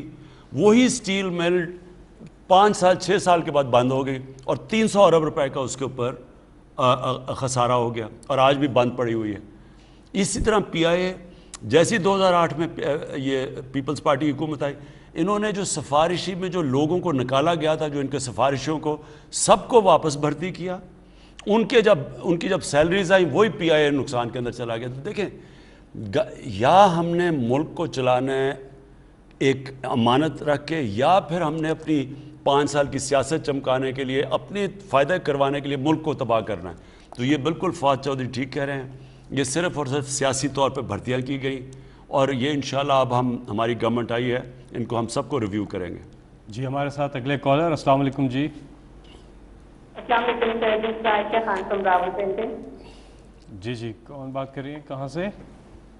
سر عائشہ خان فرام راولپنڈی. جی کیا سوال ہے آپ کا وزیر اعظم صاحب سے؟ I would like to ask about the water reservoirs of Pakistan, and you were checking me in this regard that Pakistan has the lowest dam storage capacity, and the country is yet to build a dam large enough to meet its water demand. So I have been criticizing that the government during their reign or time period, but I would love to know that what is your government doing and what are your set plans, and when will dams. ٹھیک ہے, اس پہ عائشہ اردو میں بات کیجئے. دوسری چیز یہ کہ ڈیمز کے حوالے سے ابھی تھوڑی دیر پہلے بات ہو چکی ہے. کوئی اور اگر آپ کا سوال ہے تو بتائیے گا. نہیں, ڈیمز کا میں صرف آپ کے لیے عائشہ میں آپ کو بتا دوں, 50 سال میں پاکستان میں بڑی ڈیمز بنائی نہیں گئی, جس کا بہت بڑا ہمیں نقصان ہو. میں آپ پہلے سمجھیں کہ ڈیمز کیوں ضرورت ہے پاکستان میں. اگر پاکستان میں سارا سال بارش ہوتی رہتی نا, جس طرح کئی یورپین ممالک میں ہوتی ہے, تو آپ کو ڈیم کی ضرورت نہیں ہے, کیونکہ پانی اتنا ہے, سارا سال پانی آتا رہے, تو آپ کو روکنے کی ضرورت نہیں ہے. پاکستان میں 3 یا زیادہ سے زیادہ 4 لیکن 3 مہینے میں ہمارا دریاؤں میں سارا پانی آتا ہے. گلیشیئر پگھلتے ہیں ادھر سے, اور پھر یہ جو ہماری برسات میں بارش ہوتی ہے اس سے. اب اس کے علاوہ پاکستان میں جو سردیاں ہیں اس کے اندر ہمارے پاس پانی کی قلت ہو جاتی ہے. ڈیمز اس لیے بناتے ہیں کہ آپ جب یہ پانی زیادہ آتا ہے تو اس کو ہم ڈیمز میں روک لیں اور اس پانی کو پھر ہم استعمال کریں سردیوں کے اندر اپنی فصلوں کے لیے جب ہمارے پاس پانی کی کمی ہے, بارش کم ہوتی ہے. اس لیے جو ملک کے اندر اسی طرح کی سیزنل پانی آتا ہے دریاؤں میں, جس طرح چائنا ہے, تو وہ ساروں نے ڈیمز بنائی ہوئی ہیں. ہم نے 50 سال پہلے 2 بڑی ڈیمز بنائی تھی, اس کے بعد ہم نے کوئی ڈیمز بنائی نہیں اس ملک میں. چائنا نے جتنی ہماری 2 تربیلا اور منگلا بڑی ڈیمز ہے, چائنا کے پاس 5000 بڑی ڈیمز ہیں. ٹوٹل ان کی ڈیمز 80,000 ہیں, لیکن 5000 بڑی ڈیمز بنائی ہیں انہوں نے وہی پانی روکنے کے لیے. اور اس لیے ہی وہ 1.25 ارب لوگوں کو اناج دے سکتے ہیں, ان کے پاس کیپیسٹی ہے, کیونکہ وہ پانی انہوں نے پانی اپنا بچا لیا ہے. اب ہم 10 نئی ڈیمز بنا رہے ہیں. 10 سالوں میں انشاءاللہ پاکستان میں 10 ڈیمز ہوں گی, جس میں 2 بڑی ڈیمز ہیں, باشا اور داسو ڈیم. اس سے جو پانی ہم بچائیں گے, آپ یہ سوچیں کہ جتنا ابھی ہمارے پاس پانی ہے اس سے دگنا پانی ہمارے پاس آ جائے گا. اور وہ ہمیں پانی کی اس لیے ضرورت ہے کہ ہماری آبادی تیزی سے بڑھ رہی ہے. پاکستان تو اناج دنیا کو بیچتا تھا, آج ہمیں گندم دنیا سے امپورٹ کرنی پڑتی ہے. پچھلی باری ہماری گندم کی پروڈکشن پاکستان کی تاریخ کی سب سے زیادہ ہوئی, ہماری چاول کی پروڈکشن پاکستان کی تاریخ میں سب سے زیادہ ہوئی, ہماری مکئی کی پاکستان میں سب سے زیادہ ہوئی. اس کے باوجود ہمیں امپورٹ کرنی پڑی ہے گندم. 40 لاکھ ٹن گندم ہم نے امپورٹ کیا ہے. اور جب باہر سے ہم چیزیں منگواتے ہیں ہمارا ڈالر بھی خرچ ہوتا ہے ہمارے وہ, اور باہر اگر مہنگی ہو تو وہ یہاں مہنگائی بھی ہو جاتی ہے. اس لیے اب ہمیں سوچنا پڑے گا کہ آگے ہماری بڑھتی ہوئی آبادی کو ہم نے کیسے ان کے لیے اناج پورا کرنا ہے. اس کے لیے ڈیمز بہت ضروری ہیں. اور یہ جو ڈیمز ہم جب 10 سالوں میں 10 ڈیمز بن رہی ہیں, ان سے فائدہ یہ ہوگا کہ جتنا ابھی ہمارے پاس پانی ہے انشاءاللہ اس سے دگنا پانی ہو جائے گا ہمارے کسانوں کے لیے. جی اگلے کالر سے ہم بات کریں گے. السلام علیکم. جی السلام علیکم. جی وعلیکم السلام. جی کون بات کر رہی ہیں؟ جی میں ہیرا طارق بات کر رہی ہوں اٹک سٹی سے. جی جی سر میں سعودی اقامہ ہولڈر ہوں. ہم پچھلے 1 سال سے پاکستان میں اسٹک ہیں due to suspension of flight. جو اونلی آپشن جو اویلیبل ہے ہمیں اس وقت وہ کوارنٹین کی ہے تھرو 3rd کنٹری, جو کہ ہائیلی ایکسپینسو ہے. ابھی آپ سے ریکویسٹ ہے کہ آپ کے پرسنل ریلیشن بھی ہیں سعودیہ کے ساتھ, وہ آپ کا بہت ریگارڈ بھی کرتے ہیں, تو ان سے بات کی جائے کہ اگر افغانستان جیسی کنٹری کے لیے ڈائریکٹ فلائٹس اوپن ہیں اور ہم لوگوں نے ریکمینڈڈ ڈوزز بھی لگا لی ہیں ویکسین کی, تو ان لوگوں نے ابھی تک فلائٹس ہمارے لیے کیوں اوپن نہیں کی ہیں؟ اب بچوں کے اسکولس بھی کھل گئے ہیں, آفیسز بھی کھل گئے ہیں, اور اب ہمارے لیے بہت پریشانی ہو رہی ہے, اور ہم جیسی بہت سی فیملیز یہاں اسٹک ہیں پاکستان میں. جی مجھے اس کا پوری طرح علم ہے. میں نے ابھی جو سعودی ایمبیسڈر آئے تھے, سعودی فورن منسٹر آئے تھے, ان سے میں نے پوری تفصیل میں بات کی, اور میں نے پیغام دیا شیخ محمد کے لیے کہ ہمارے بہت زیادہ لوگ متاثر ہوئے ہیں, تو ان کے لیے ان کے جو بھی مسائل اور بھی مسائل تھے فلائٹس کے علاوہ, تو انہوں نے مجھے شیورٹی تو دی ہے کہ وہ جب وہ واپس انہوں نے جانا تھا تو انہوں نے شیورٹی دی تھی کہ وہ انشاءاللہ یہ ہمارا مسئلہ حل کریں گے. جی آپ کال کر رہے ہیں 051-922-4900 پہ. اگلے کال ہے ہمارے ساتھ. جی السلام علیکم. جی السلام علیکم. جی کون صاحب؟ جی راجہ صابر بات کر رہا ہوں اسلام آباد سے. جی کیا سوال ہے آپ کا؟ جی وزیر اعظم صاحب سے. میرے پرائم منسٹر صاحب سے چھوٹے چھوٹے سے 2 عوامی نوید کے سوال ہیں. ایک تو حالیہ بجٹ میں گاڑی کی قیمت میں کمی کی گئی تھی, جس سے عوام کو ابھی تک کوئی فائدہ نہیں منتقل ہو سکا, کیونکہ خطے میں سب سے مہنگی گاڑی جو پاکستان میں فروخت کی جا رہی ہے, اور گاڑی کی روسیٹی بھی نہیں ہے. اصل رقم دینے کے بعد بھی ابھی تک بھی آن پہ گاڑی مل رہی ہے, جبکہ اصل قیمت پہ نہیں مل رہی. اس پہ ذرا وزیر صاحب بتائیے گا. اور دوسرا سوال میرا یہ ہے کہ پاکستان سے بینک کے ذریعے علاج اور پڑھائی کے علاوہ کوئی رقم بیرون ملک میں منتقل نہیں ہو رہی. کوئی پراپرٹی یا کاروبار کرنا چاہتا ہے تو بینک تعاون نہیں کرتا, جس کے لیے لوگوں کو غلط راستہ استعمال کرنا پڑتا ہے. آپ خود کہتے ہیں جو جائز فائلر ہیں, جو ٹیکس پیئر ہیں, وہ کاروبار کر سکتے ہیں. اس بارے میں بھی اسٹیٹ بینک اور ایف بی آر کے چیئرمین سے ہدایت دی جائے کہ جو جائز کام کرنا چاہتے ہیں ملک سے باہر اپنا کاروبار پیسہ انویسٹ کرنا چاہتے ہیں, اس پہ میرا تفصیل. عوام آپ سے جاننا چاہتے ہیں؟ سو دو سوال ہیں. ایک یہ کہ جو گاڑیوں کے اوپر ہم نے ٹیکسز نیچے کیے, ان کی قیمتیں نیچے آنی چاہیے تھیں. یہ میں فوری طور کے اوپر اس کو چیک کروں گا کہ انہوں نے کیوں نہیں گاڑیوں کی قیمت نیچے لے کے. دیکھیں ہم نے سوچا یہ کہ جو 1000 cc سے کم گاڑیاں ہیں ان کے اوپر ہم نے ٹیکس کم کر دیا تاکہ وہ عام آدمی یعنی ہماری مڈل کلاسز استعمال کرتی ہیں تاکہ ان کو سستی گاڑی پڑے. تو ایک تو ہم نے یہ کیا تھا اور یہ میں اب چیک کروں گا. آپ نے کہا آن کا مسئلہ یہ ہوا تھا کہ ڈیمانڈ ایک دم ہماری گاڑیوں کی اتنی زیادہ بڑھ گئی اور اس کی وجہ سے یہ جو اوپر یہ چارج کرتے ہیں, اس کے اوپر بھی میں ابھی چیک کروں گا کہ کیا وجہ ہے کہ ہم نے اس کے اوپر بھی ایک حماد اس کا جواب دیں گے. وزیر اعظم صاحب, جو ہم نے گاڑیوں پر ٹیکسز کم کیے ہیں, گاڑیوں کے مینوفیکچررز نے تو اتنے ہی آگے قیمتیں نوٹیفائی کر دی ہیں نیچے, لیکن یہ جو بتا رہے ہیں وہ آن کی بات کر رہے ہیں. اور اس وقت مارکیٹ میں جتنی سپلائی ہے گاڑی کی اس سے کہیں زیادہ مانگ ہے. اور ایک یہ بلیک مارکیٹنگ کا ایک مینس ہے جو آیا ہوا ہے. اس میں بھی ہم نے پچھلے سال ایک قدم یہ اٹھایا تھا جس سے کچھ فرق بھی پڑا کہ اگر آپ 6 مہینے کے اندر ہی نئی گاڑی لے کے آگے بیچتے ہیں کسی اور کو تو آپ کو ایک ٹیکس دینا پڑتا ہے جو 1,00,000 1,50,000 روپیہ. اس سے کچھ آن کی شرح میں کمی آئی ہے. لیکن اچھی خبر یہ ہے کہ بڑی تیزی کے ساتھ ہمارے کار مینوفیکچررز اس ڈیمانڈ کے نتیجے میں اپنی سپلائی بڑھا رہے ہیں. ٹویوٹا کمپنی اپنی ہائیسٹ ایور پروڈکشن پہ جا رہی ہے, ہونڈا موٹر سائیکلز اپنی ہائیسٹ ایور پروڈکشن پہ جا رہے ہیں. نئے انٹرنٹس جیسے کیا گاڑی آئی ہے, ہیونڈائی آئی ہے, ایم جی آئی ہے, فوٹون آئی ہے, تو ان کے نئے ماڈلز بھی مارکیٹ میں آ رہے ہیں. تو میں سمجھتا ہوں کہ چند ماہ کے اندر یہ ڈیمانڈ اور سپلائی میں جو گیپ ہے, سپلائی ول کیچ اپ. اور یہ ایک اچھی چیز ہے کہ ہمارے ملک میں ڈیمانڈ زیادہ ہے گاڑی کی. یہ شو کرتا ہے کہ اکنامک پراسپیرٹی آ رہی ہے اور لوگ جو ہے وہ گاڑیاں مانگ رہے ہیں. لیکن یہ بلیک مارکیٹنگ کی ایک ٹھیک چیز ہے جس پہ ہم کریک ڈاؤن کریں گے. اور دوسرا جو آپ کا سوال تھا اس کو مجھے پوری طرح سمجھ نہیں آئی. بینکنگ انہوں نے کیا قرضے بینک نہیں دیتے, آپ اسی کا جواب بتائیں. سر انہوں نے جو بات سمجھ میں آئی ہے وہ یہ کہا ہے کہ ملک سے اندر باہر جو رقوم بھجوانے کے لیے شاید ان کو کوئی دقت آ رہی ہے, جس پہ ہم ہر وقت کام کر رہے ہیں اسٹیٹ بینک کے ساتھ بھی اور ایف بی آر کے ساتھ بھی. اور دوسرا ایز آف ڈوئنگ بزنس کی انہوں نے بات کی, اس میں بھی آپ ہر مہینے میں ایک میٹنگ چیئر کر رہے ہیں اور ہماری انڈیکس میں ریکارڈ ایشیا میں سب سے زیادہ امپروومنٹ آئی ہے. اس میں بھی مزید انشاءاللہ بہتری آتی رہے گی. جی میں اس میں دونوں چیزوں کے میں صرف یہ کہہ دوں کہ یہ ضرور ہے کہ ہم آسانیاں پیدا کر رہے ہیں ہمارے اوورسیز پاکستانیز تب پاکستان میں, کیونکہ وہ ہمارا سب سے بڑا اثاثہ ہے. اوورسیز پاکستانی اصل میں ان کی ریمیٹنسز نے ہمارے ملک کو صحیح طرح بچایا.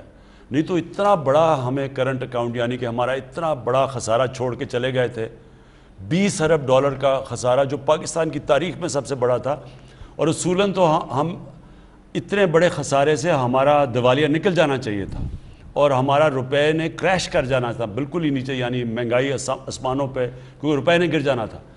اصل میں آج پھر سے اپنے بیرون ملک پاکستانیوں کو خاص طور پہ شکریہ ادا کرتا ہوں کہ انہوں نے پاکستان کی تاریخ میں سب سے زیادہ پیسہ بھیجا بینکنگ چینل سے جو ریمیٹنسز تھی. اب ہم ان کے لیے اور آسانیاں پیدا کرنا چاہتے ہیں. ہمارا جو روشن ڈیجیٹل اکاؤنٹ ہے اس کے اندر ہم اور ان کے لیے سہولتیں پیدا کرنا چاہتے ہیں تاکہ آسانی سے یہ اپنا پیسہ اندر بھی لے آئیں اور اگر باہر نکالنا چاہتے ہیں تو باہر بھی لے جائیں. تو اس میں جو پرانی چیزیں کئی جگہ ہمیں رکاوٹیں ہیں, ایک فیٹ ایف کا پرابلم ہوا ہے اس میں ذرا تھوڑی سی آتی ہیں رکاوٹیں, لیکن میں آپ کو یہ اشور کرتا ہوں کہ ہمارا پاکستان کے انٹرسٹ میں ہے کہ اوورسیز پاکستانی اس کے لیے آسانی پیدا کریں تاکہ وہ اپنا کوئی بھی پاکستان میں پیسہ بینکنگ کے تھرو لا سکیں. ان کے ایک کوشچن کا وزیر اعظم ایک پارٹ تھا کہ جو بینک سے قرضہ لیتے ہیں یا پیسے باہر بھیجتے ہیں تو لیگل مینز سے بھیجنے والوں کے لیے بڑی رکاوٹیں ہیں, جبکہ انلیگل مینز سے بھیجنے کے لیے آسانیاں ہیں کہ کوئی ناجائز طریقے سے بھیجتا ہے, بینکنگ چینل سے نہیں بھیجتا. وہ کہہ رہے ہیں یہ رکاوٹیں جو ہیں اسٹیٹ بینک کو چاہیے کہ وہ دور کریں. میں اس کا یہی میں آپ کو کہہ رہا تھا, ہماری کوشش تو یہی ہے, لیکن میں حماد کو کہوں گا ذرا اس کو جواب دیں. اس میں سر کیونکہ کچھ فیٹ ایف کے کمپلائنس کے ایشوز تھے جو کبھی کبھی ایز آف ڈوئنگ بزنس یعنی کاروبار میں آسانی کے ساتھ کلیش کر جاتے ہیں, لیکن بہرحال وہ بھی ہماری ذمہ داری ہے اور ہم نے فیٹ ایف کی کمپلائنس کو فی الحال جو تھی وہ کچھ ترجیح دی تھی. But at the same time State Bank of Pakistan جو ہے وہ نئی اسکیمز لا رہا ہے جہاں پہ پیسے کا اندر آنا اور جانا ڈیجیٹل مینز کے ذریعے جو ہے وہ آسان ہوئے گا. پہلے بھی کافی آسان ہوا ہے, ہماری ریمیٹنسز 23 ارب, ہم جب آئے تھے $21 ارب تھیں, اب $29 ارب کے قریب ہم نے کلوز کیا ہے. تو کچھ آسانی آئی ہے اور کچھ ہم کریک ڈاؤن ایلیگل کے اوپر بھی ہم نے بڑا میسو اسکیل پہ شروع کیا ہوا ہے. جی اگلے کالر ہمارے ساتھ. السلام علیکم. جی जी वालेकुम सलाम। जी जी, कौन साहब कहाँ से बात कर रहे हैं जी? क्या सवाल है आपका वज़ीर आज़म साहब से? मैं डायरेक्ट खान साहब से बात करूंगा। अस्सलाम वालेकुम खान साहब। जी जी वालेकुम सलाम। सर मेरा नाम वलायत खान है, मैं पाकिस्तान सोसाइटी डेनमार्क की तरफ से फ़ोन कर रहा हूँ। सर हमारे कुछ मसाइल हैं, मसलन PIA आती थी नॉर्वे और डेनमार्क में, अब आना बंद हो गई है, जिसकी वजह से हमारा पाकिस्तान के लिए सफ़र लंबा भी हो गया है, महंगा भी हो गया है। बुजुर्ग तो बिल्कुल अकेले सफ़र नहीं कर सकते और डेड बॉडी भेजना हो तो और भी मुश्किल है। सर इसके लिए कुछ करें। और उसके बाद ये बैंकिंग की आप बात कर रहे थे, हमें एक बैंक चाहिए। अब देखिए यहाँ के बैंक जो है ना हमारे बिजनेसमैन के लिए बड़ी मुश्किलात पैदा कर रहे हैं, उनके अकाउंट बंद कर देते हैं। तो HBL वालों से बात की थी तो वो कह रहे थे कि उनकी गारंटी बढ़ जाएगी अगर वो यहाँ बैंक लेके आते हैं। सर किसी तरह से एक बैंक हमें दे दें ताकि हमारा स्कैंडिनेविया में और यूरोप में जो बिजनेसमैन है उसके लिए आसानी पैदा हो जाएगी। और तीसरी बात यह है सर कि जो इंट्रा पार्टी इलेक्शन हो रहे थे डेनमार्क से, उसमें हमें मसला पेश आया है। उस वक्त बेकायदगी थी तो हमने शोर मचाया, तो पता नहीं क्या बात है, वो हमारी बात नहीं सुनते इंसाफ करने वालों की। हमने तो हजारों मेंबर भी बनाए हैं, हम पाकिस्तानी यानी मेंबर हैं PTI के, वो ऐसे है जैसे वाइसराय बने हुए हैं। उन्हें कहें कि अब उन्होंने जो नई डेट दी, पहले उन्होंने इंक्वायरी नहीं की क्या मसला था, अब उन्होंने जो नई डेट दी है वो मुहर्रम की 5 तारीख को दे दी है, 16 अगस्त को। हम कह रहे हैं एक हफ्ता आगे कर दें, क्योंकि अहले तशी हो या सुन्नी हो कोई भी हो, हम उन दिनों में इबादत करते हैं, रात को महफिलों में जाते हैं, तो बेहतर होगा कि एक वीक आगे कर दें इलेक्शन और अच्छे तरीके से इलेक्शन कराएं, फेयर होकर सबके लिए। तीसरा जो आपका है वो तो बड़ा आसान है। मैं वाइस रॉय साहब से कहूँगा कि आपकी ज़रूर बात पहुँचाऊँगा कि आगे डेट भी करें और आपसे पूरा सुने आपकी जो प्ली है आपकी। पहली जो 2 चीज़ें हैं, PIA का हमें थोड़ा सा मसला है, हम तकरीबन कंप्लाई कर चुके हैं। वो जो आया था पायलट लाइसेंस के ऊपर जो ये जो मसला आया था, हमें उम्मीद तो है कि अब वापस हमें फ़्लाइट्स की इजाज़त मिल जाएगी और मुझे पता है ओवरसीज़ पाकिस्तानीज़ के लिए बड़ा मसला बना हुआ है। और दूसरा बैंक का, मैं ख़ुद आज जो आपने अब बात कही है कि बिल्कुल ठीक कहते हैं। अभी मैं उज़्बेकिस्तान गया था तो वहाँ भी ये डिमांड आई कि हमारा एक बैंक होना चाहिए। जो बिजनेसेस वहाँ थी, पाकिस्तानी जो बिज़नेस करते हैं, उन्होंने कहा वहाँ बैंक अगर हो पाकिस्तान का जो, और हम कोशिश करें नेशनल बैंक को वहाँ ले जाने की, तो आसान हो जाएगा बिज़नेस करने के लिए। तो इंशाल्लाह मैं ये स्कैंडिनेविया के ऊपर भी बात करूँगा। जी, इसी से जुड़ा एक सवाल है, अकील अराई पूछते हैं सोचिए कि ओवरसीज़ को वोटिंग का कब तक जो अमल है वो कंप्लीट हो जाएगा? देखिए हम 2 चीज़ें कर रहे हैं, एक इलेक्ट्रॉनिक वोटिंग मशीन्स, और इसके ऊपर हम बहुत आगे निकल चुके हैं। बस सिर्फ हमने अब इलेक्शन कमीशन को कन्विंस करना है कि इसके अलावा जब भी आप इलेक्शन करवाएंगे, इलेक्ट्रॉनिक वोटिंग मशीन्स के बगैर आप इलेक्शन करवाएंगे पाकिस्तान में, हमेशा जो हारेगा वो कहेगा जी धांधली हुई। वो जब जीतेंगे ठीक होगा इलेक्शन, लेकिन जब वो हारेंगे तो धांधली हुई। इसलिए एक ही इसका रास्ता है, तो एक तो वो है, और दूसरा जो हमारा 90 लाख ओवरसीज़ पाकिस्तानी है, इसका मॉडर्न टेक्नोलॉजी का इस्तेमाल करते हुए हमारी कोशिश ये है कि ई-वोटिंग करवाएं।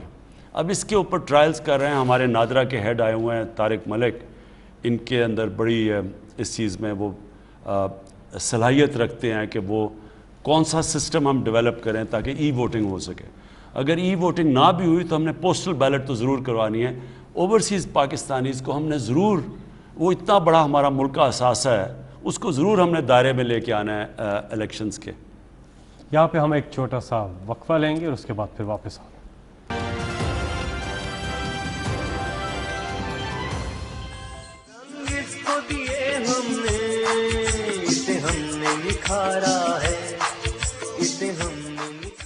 एक बार फिर आपको खुशामदीद। वक्फे के बाद आपकी कॉल्स का सिलसिला जारी है। नंबर आपकी स्क्रीन पे आ रहा है 051-922-4900। हमारे साथ अगले कॉलर। जी अस्सलाम वालेकुम। अस्सलाम वालेकुम। जी वालेकुम सलाम। जी सर, मेरा नाम तहरीम रिफत है, मैं जेहलम सिटी से बात कर रही हूँ। मोहतरम प्राइम मिनिस्टर साहब, मेरा सवाल ये है कि आप हमेशा ही रियासत मदीना की बात करते हैं, जिसे सुनकर बहुत खुशी होती है, लेकिन वज़ीर आज़म साहब, रियासत मदीना का आगाज़ तो गुर्बत के खात्मे के लिए किया गया था। नबी करीम सल्लल्लाहु अलैहि वसल्लम ने गुर्बत के गरीब मुहाजिरीन को अमीर अंसारी का भाई बनाया, जिससे गरीब पे बोझ आने की बजाय अमीरों के वसाइल गरीबों में तकसीम हुए। लेकिन आज आपके 3 साला दौरे इक़्तिदार में महंगाई का जिन आपे से बाहर हो चुका है। बिजली और पेट्रोल की कीमतें इंतहा को छू रही हैं। अगर आप वाकई वतन अजीज पाकिस्तान को रियासत मदीना का मॉडल बनाने में मुखलिस हैं तो प्लीज़ हमें बताएं कि आपकी हुकूमत महंगाई के सामने बेबस क्यों नज़र आती है। बहुत शुक्रिया।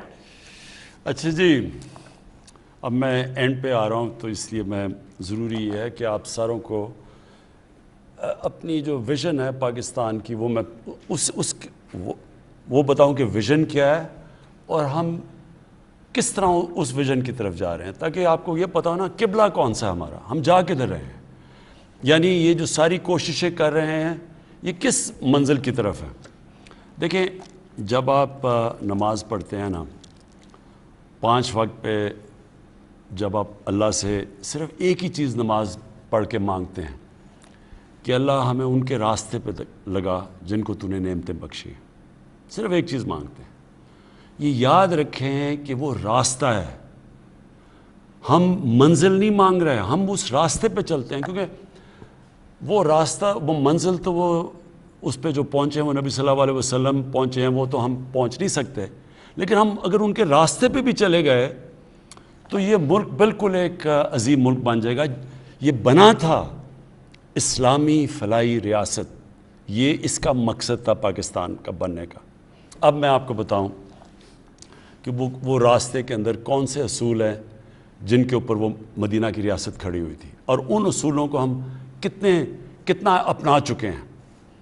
सबसे बड़ा असूल ये था कि फलाई रियासत बनी थी गुर्बत कम करने के लिए, निचले तबके को ऊपर उठाने के लिए बनी थी, पहली दफ़ा दुनिया की तारीख में। मैं पहले ये बताऊंगा, तो पहला ये ऑब्जेक्टिव था। दूसरा, कानून की बालादस्ती। 2 खलीफा वक्त, पहले 4 में से 2 खलीफा वक्त अदालत में गए, जबकि उनका क्या किरदार था, उनका क्या स्टेटस था, खलीफा थे, उसके बावजूद वो अदालत में जाके खड़े हुए सिर्फ एक चीज़ बताने के लिए कि कानून की हुक्मरानी है, ताकत की हुक्मरानी नहीं है।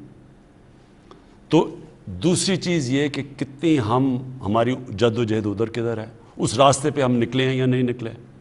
और तीसरी कि जब ला इलाहा इल्लल्लाह एक इंसान पढ़ लेता है तो फिर किसी और इंसान या किसी के सामने झुकना शिर्क होता है। ला इलाहा इल्लल्लाह एक इंसान को आज़ाद कर देता है, ये बेशर्मी से, बेगैरती से, हाथ फैलाने से। एक ला इलाहा इल्लल्लाह एक छोटे से इंसान को बड़ा इंसान बना देता है, एक खुददार कौम। और ये 3 प्रिंसिपल्स पे खड़ी हुई थी मदीना की रियासत। जब हमारे नबी सल्लल्लाहु अलैहि वसल्लम ने ख़त भेजे पर्शियन एम्परर को, एक सुपर पावर, दूसरी तरफ Roman emperor, Byzantine emperor Hercules, उसको जब ख़त भेजा तो उन्होंने इमदाद मांगने के लिए नहीं भेजा। उन्होंने ये नहीं कहा हमें कर्ज़े दे दो या हमें एड दे दो, हमारे हालात बड़े बुरे, और बुरे हालात थे मुसलमानों के। जो अभी आपने सवाल पूछा, आपने एक चीज़, 3 साल की अभी बात की ना, आप अगर तारीख़ उठा के पहले 5 साल देख लें मदीना की रियासत के, तो बुरे हालात थे मुसलमानों के। वो दुनिया के अजीम तरीन लीडर भी थे, लेकिन एकदम हालात ठीक नहीं हुए। वो उस रास्ते पे लगे जिसकी वजह से हालात ठीक हुए। वो रास्ता जो उन्होंने दिखाया, जो असूलों पे खड़ी की, उन असूलों ने उस एक जिनकी कोई हैसियत ही नहीं थी अरबों की, उनको दुनिया की इमामत करवा दी। तो पहले तो आपको समझना है कि क्या हम उन असूलों पे चलने की कोशिश कर रहे हैं या नहीं कर रहे। क्या इस मुल्क के अंदर हम अपने कमज़ोर तबके के लिए वो कदम उठा रहे हैं। कभी पाकिस्तान में किसी ने सोचा था कि हेल्थ कार्ड जिन सूबों में हमारी हुकूमत है, पख्तूनख्वा, पंजाब, आज़ाद कश्मीर में अब, और गिलगित बल्तिस्तान, इन सारे सूबों में जिधर हमारी हुकूमत है वहाँ पूरी तरह हम हर शहरी को हेल्थ कार्ड दे रहे हैं, हेल्थ इंश्योरेंस। ये इतनी बड़ी चेंज है कि कोई सोच, ये हमारे से अमीर तरीन मुल्कों के अंदर भी ये सहूलत नहीं है। यानी एक ख़ानदान के पास हेल्थ इंश्योरेंस 10 लाख रुपए तक उस ख़ानदान में अपना इलाज करवा सकते हैं। ये एक इनकलाब है। ये अभी तक लोगों को पूरी तरह पता नहीं चला कि ये कितना बड़ा हमने कदम उठाया है। तो ये उसी तरफ जा रहे हैं फलाई रियासत पे। फिर पनाहगाह, हमने जो पनाहगाह बना रहे हैं, ये गरीब मज़दूरों के लिए, जो बेचारा सारा दिन मेहनत करता है, ہم چاہتے ہیں کہ وہ اس کو کھانا پینا بھی وہاں ملے, سوئے بھی وہاں, نہائے دھوئے بھی وہاں, مزدوری کرے, اور جو مزدوری سے پیسہ اٹھائے اپنی بیوی بچوں کو بھیج سکے. یہ پناہ گاہ میں ابھی ہم اضافہ کر رہے ہیں. میں ابھی آپ کو بتا دوں کہ ہم نے ابھی تک کتنی پناہ گاہ بنا چکے ہیں آپ کے پاس. ہم اب تک 22 پناہ گاہ بنا چکے ہیں شہروں کے اندر, اور 11 اور بننے والی ہیں, اور انشاءاللہ یہ ہم پھر پھیلاتے جائیں گے جدھر جدھر مزدور کام کرتے ہیں ان کے لیے رہنے کے لیے.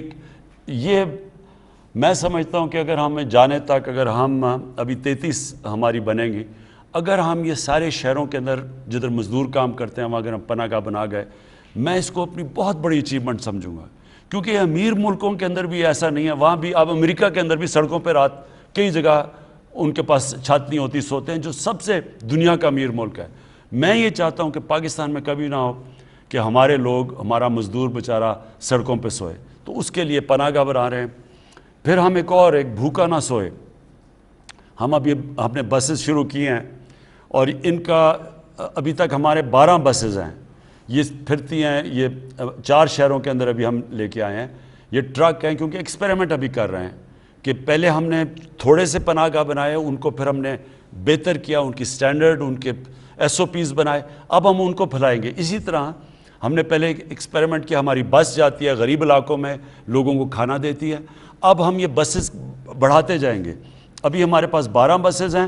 ہمارا ہے کہ اگلے 6 مہینے میں 50 ٹرک ہمارے جائیں غریب علاقوں کے اندر, اور انشاءاللہ اس کو مزید بڑھاتے جائیں گے. اچھا جی, اس کے علاوہ جو اب ہم کرنے جا رہے ہیں وہ ہے کامیاب پاکستان. اب یہ میرا سب سے بڑا پروگرام آنے والا ہے. کامیاب پاکستان کے اندر کیا ہوگا کہ جتنے 40% جو ہمارے خاندان ہیں جو نچلے طبقے میں ہیں, ان کے لیے ایک گھر کے اندر ایک کو ٹیکنیکل ایجوکیشن ملے گا, سارے گھر کو ہیلتھ کارڈ ملے گا تاکہ وہ اپنا ان کا علاج ہو جائے. ایک ہم ان کو مائکرو فائنانس سے اپنا گھر بنا کے ان کو قرضہ لے کے دے رہے ہیں. یہ مائکرو فائنانس کمپنیز ہیں, وہ کیا کریں گی کہ اگر میں اپنا گھر بنانا چاہوں تو ان کو پہلی دفعہ پاکستان کی تاریخ میں فائنانس ملے گا. مائکرو فائنانس سے قرضے دلوائیں گے تاکہ وہ جو قسطیں دیتے ہیں اپنے کسی کرائے کے گھر میں رہنے کے لیے, وہی قسطیں دے کے ان کو اپنا گھر ہو جائے. یہ پاکستان کے اندر پہلی دفعہ چیز ہوگی, اور ساتھ پھر ہیلتھ کارڈ ملے گا. یعنی 4 چیزیں دے رہے ہیں, قرضہ, اور قرضے ملیں گے سود کے بغیر. تو شہروں کے اندر قرضے دیں گے تاکہ وہ اپنی کوئی چھوٹی سی بزنس کر لے, دیہات کے اندر قرضے دیں گے تاکہ کسان اپنی مدد کر سکے سود کے بغیر. یہ ہمارا انشاءاللہ اسی مہینے لانچ ہونے لگا ہے ہمارا کامیاب پاکستان, اور انشاءاللہ یہ ایک بہت بڑا ہے. پھر قانون کی بالادستی. تو پہلے تو فلاحی ریاست کی طرف ہم انشاءاللہ ہمارا پورا زور ہے کہ ہم, اور پھر میں نے آپ کو پہلے بتا دیا کہ احساس کا پروگرام ہمارا شروع ہو رہا ہے دسمبر میں. 40% غریب خاندانوں کو جو چیزیں کھانے پینے کی چیزیں ہیں ان کے اوپر ڈائریکٹ سبسڈی دیں گے. ہمارے پاس پورا ڈیٹا ہو گیا. دوسری چیز قانون کی بالادستی. یہ ہماری سب سے بڑی اس وقت جہاد چل رہی ہے. جہاد یہ ہے کہ پاکستان میں طاقتور ایک قانون اور غریب کے لیے دوسرا قانون. یہ جو قانون طاقت کی بالادستی ہے, اس کو قانون کی بالادستی میں لے کے آنا چاہتے ہیں. یہ سب سے مشکل کام ہے. اس میں مجھے آپ سب کی ضرورت ہے, کیونکہ یہ وہی قبضے گروپ ہیں جو کہ طاقتور ہیں, غریبوں کی زمینوں پہ قبضہ کرتے ہیں. یہ وہ سیاستدان ہیں, چوری کر کے پیسہ باہر لے گئے ہیں, اور ان کو ہاتھ ڈالو تو کہتے ہیں کہ جی آپ کی گورنمنٹ کرا دیں گے. ان کے اوپر ہم نے پورا ہاتھ ڈالنا ہے, اور ایک لوگوں کو آزاد کرنا ہے, لوگوں کو قانون دے کے, انصاف دے کے آزاد کرنا ہے. یہ دوسرا ہے. اور تیسرا خودداری. ہم یہ وہ ملک بنانا چاہتے ہیں جو انشاءاللہ ایک اپنے پیر پہ کھڑا ہو, کبھی کسی سے ہمیں بھیک نہ مانگنی پڑے, قرضے نہ مانگنے پڑیں, کسی کے سامنے ہم ایڈ دے کے ان کی جنگوں میں نہ شامل ہوں, کیونکہ وہ ہمیں پیسے دے رہے ہیں تو ہم ان کی جنگ میں شامل ہو جائیں. ایک خوددار, ایک آزاد ملک. اور یہ بھی ایک, جب قوم ایک فیصلہ کر لیتی ہے کہ ہم نے دنیا میں اپنی ہر پاسپورٹ کی عزت کروانی ہے, تو عزت تب ہوتی ہے جب ایک قوم اپنی خود عزت کرتی ہے. جب ایک قوم خود عزت کرتی ہے وہ خوددار قوم بن جاتی ہے, اس کی دنیا ریسپیکٹ کرتی ہے. تو یہ میرے 3 ایم ہیں, اور انشاءاللہ میری کوشش یہ ہے کہ 5 سال کے بعد اب یہ جو ہمارا ٹرم ختم ہوگی، لوگ دیکھیں گے 5 سال پہلے کیا تھا پاکستان کے حالات اور 5 سال کے بعد کیا ہے۔ جی وقت کیونکہ کم ہے، ہم اب آج کے پروگرام کے آخری کالر سے بات کریں گے جن کی کال نہیں لگ سکی۔ آپ اگلی بار ضرور کوشش کیجیے گا، ہمیں یہ احساس ہے کہ بہت سے لوگ کوشش کرتے ہیں، ان کا ٹیلی فون جو ہے تھرو نہیں ہوتا۔ ہم اس پروگرام کی فریکوینسی انشاءاللہ بڑھائیں گے تاکہ زیادہ سے زیادہ کالرز جو ہیں وہ وزیر اعظم پاکستان عمران خان صاحب سے بات کر سکیں۔ آخری کالر آج کے ہمارے ساتھ کون ہے؟ جی السلام علیکم۔ وعلیکم السلام، وزیر اعظم پاکستان۔ جی جی جی جی جی عمران خان صاحب السلام علیکم۔ جی وعلیکم السلام۔ ذوالقرنین حیدر عرض کر رہا ہوں ضلع رحیمیہ خان سے۔ کرپشن کے خلاف آپ نے جو بڑے بڑے برج گرائے وہ آپ کی پاکستان سے محبت اور مستقل مزاجی کی عکاسی کرتی ہے جو قابل تعریف ہے۔ آج آپ سے براہ راست بات کا موقع ملا جس کے لیے میں بہت زیادہ مشکور ہوں۔ مجھے اور مجھ جیسے ہزاروں لوگوں کو فوری انصاف کی آپ سے بہت زیادہ امید ہے۔ میں آپ کو جنوبی پنجاب کی Khwaja Farid university of engineering and information technology پر نظر ثانی کی درخواست کرتا ہوں کہ مکمل تحقیقات کروائی جائیں۔ گزشتہ چند سالوں سے پروفیسر ڈاکٹر سلیمان طاہر نے بطور وی سی یونیورسٹی کا چارج سنبھالا اور ملازمین پر ظلم و ستم کے پہاڑ گرائے۔ چند ہی مہینوں میں عرصہ 6 سال سے کام کرنے والوں کو وجہ بتائے بغیر 200 سے زائد ملازمین برطرف کر دیے گئے اور ان کا داخلہ یونیورسٹی میں ممنوع کر دیا گیا۔ آواز اٹھانے پر ہمیں سنگین قسم کی دھمکیاں دی گئی جس پر اوکے میں اس کا تحقیقات کریں گے ہم کہ کیا اس کی حقائق، اور گورنمنٹ پنجاب سے بات بھی کریں گے۔ میں آخر میں صرف ایک چیز کہنا چاہتا ہوں، دیکھیں ہمارے لیے سب سے بڑا جو مسئلہ ہے نا، جو میرے لیے حکومت کے لیے تکلیف دے رہا ہے، وہ جو مہنگائی ہے۔ اب مہنگائی کئی وجوہات سے ہیں۔ ایک ہے کہ آپ کی امپورٹس، جب آپ چیزیں امپورٹ کرتے ہیں کھانے پینے کی چیزیں، تو جب ہمارا پریشر پڑا اور روپیہ نیچے آیا تو، اور روپیہ کیوں نیچے آیا؟ کیونکہ ہمارے پاس اتنا بڑا خسارہ کر کے چھوڑ کے چلے گئے، جس کو کرنٹ اکاؤنٹ کہتے ہیں، یعنی ڈالرز ہمارے کم ہو گئے ملک میں، اس کی وجہ سے روپے گر گیا، ڈالر کی قیمت اوپر چلی گئی، ساری چیزیں مہنگی ہو گئی۔ ایک تو وہ ہے۔ دوسرا ہمارا مسئلہ یہ ہے کہ ہمارے ملک میں بدقسمتی سے جو کسان چیزیں پروڈیوس کرتا ہے اور وہ جو بکتی ہیں آ کے شہروں میں ریٹیل میں، اس میں بہت بڑا فرق ہے۔ اب اس کو ہم کم کرنے کے لیے، تاکہ کسان کو بھی زیادہ پیسہ ملے اور لوگوں کے لیے بھی سستی چیزیں، اس کے لیے ہم سٹوریج 800 نئی سٹوریج بنا رہے ہیں، کیونکہ کسان کے پاس اگر سٹوریج ہو جائے تو پھر اس کو جلدی جلدی اپنا سامان نہیں بیچنا پڑتا، اور پھر اس کو اگر ہم کریڈٹ دے دیں، کسان کارڈ لے کے آ رہے ہیں تاکہ اس کے پاس قرضہ بھی آ جائے، تاکہ وہ آرتی کے پاس نہ جائے اور پھر اس کی بھی چیز مہنگی بکے اور لوگوں کے لیے بھی سستی ہو، تو اس کے اوپر ہم پورا کام کر رہے ہیں۔ لیکن میں اس کے باوجود آپ کو کہنا چاہتا ہوں، یہ میرے پاس ٹیبل ہے، دنیا میں جتنے بھی ملک ہیں آج، اس کی پوری لسٹ میرے پاس ہے۔ اس میں آپ یقین کریں کہ آج جو سب سے سستا ملک دنیا میں، وہ کون سا ملک ہے؟ وہ آپ کا پاکستان ہے۔ اس وقت ہمارا ملک دنیا میں سب سے سستا ہے رہنے کے لیے۔ ہمارے سے اوپر ہے افغانستان، پھر ہندوستان، پھر سیریا، پھر ٹونیزیا، ازبیکستان، وینزویلا، یعنی ہم ان سارے ملکوں میں سے، یہ پوری میری لسٹ ہے، ان میں سے آج بھی پاکستان سب سے سستا ہے۔ پٹرول، بدقسمتی سے ہمیں قیمت بڑھانی پڑتی ہے۔ قیمت کیوں بڑھانی پڑتی ہے؟ کیونکہ باہر تیل بڑی تیزی سے مہنگا ہو گیا، پتہ نہیں کتنا 6 مہینے میں کدھر سے کدھر پہنچ گیا تیل، 47% بڑھا ہے تیل دنیا میں۔ تو ہم کیونکہ امپورٹ کرتے ہیں تو ہمیں بھی بڑھانا پڑتا ہے۔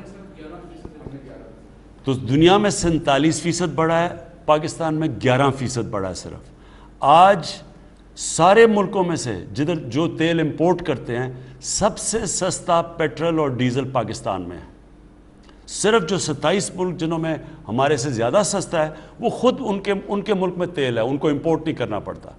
تو جو امپورٹ کرتے ہیں ملک جس طرح پاکستان ہے، ہم دنیا میں آج سب سے سستا پیٹرول اور ڈیزل ہمارے ملک میں۔ کہنے کی یہ کوشش کر رہا ہوں کہ ہم جدوجہد کر رہے ہیں قیمتیں نیچے لانے کے لیے، یعنی ہمارا سارا وقت، ہر ہفتے میٹنگ ہوتی ہے کہ کیسے ہم نے روکنا ہے لوگوں کے لیے آسانیاں پیدا کرنی ہے۔ میں اور آخری بات یہ کہنا چاہتا ہوں کہ جو تنخواہ دار طبقہ ہے اس کو تو واقعی ہٹ ہوئی ہے کہ اگر آپ کی تنخواہیں ہیں تو جب چیزیں اوپر گئی ہیں تنخواہ دار طبقے کے لیے مشکل وقت ہے، اور ان کے لیے ہم نے ابھی سیلری ان کی انکریز کی ہے، بڑھائی ہے اس باری۔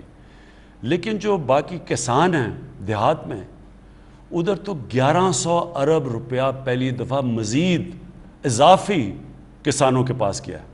کبھی پاکستان کی تاریخ میں اتنا زیادہ پیسہ کسانوں کے پاس نہیں کیا، کیونکہ کبھی گندم کی یہ ریٹ نہیں ملی، کبھی گنے کا یہ ریٹ نہیں ملا، کبھی مکئی کا یہ ریٹ نہیں ملا۔ تو یہ جو ریٹ جو اضافی پیسہ گیا ہے، ایک تو وہاں ان کے انکم بڑھی ہے، دوسرا اس وقت انڈسٹری کے اندر جس طرح کا اس وقت پیسہ ٹیکسٹائل انڈسٹری میں بن رہا ہے یا انڈسٹریز بنا رہی ہیں، مجھے لوگوں نے کہا کہ انہوں نے کبھی اتنا زیادہ پیسہ نہیں بنایا۔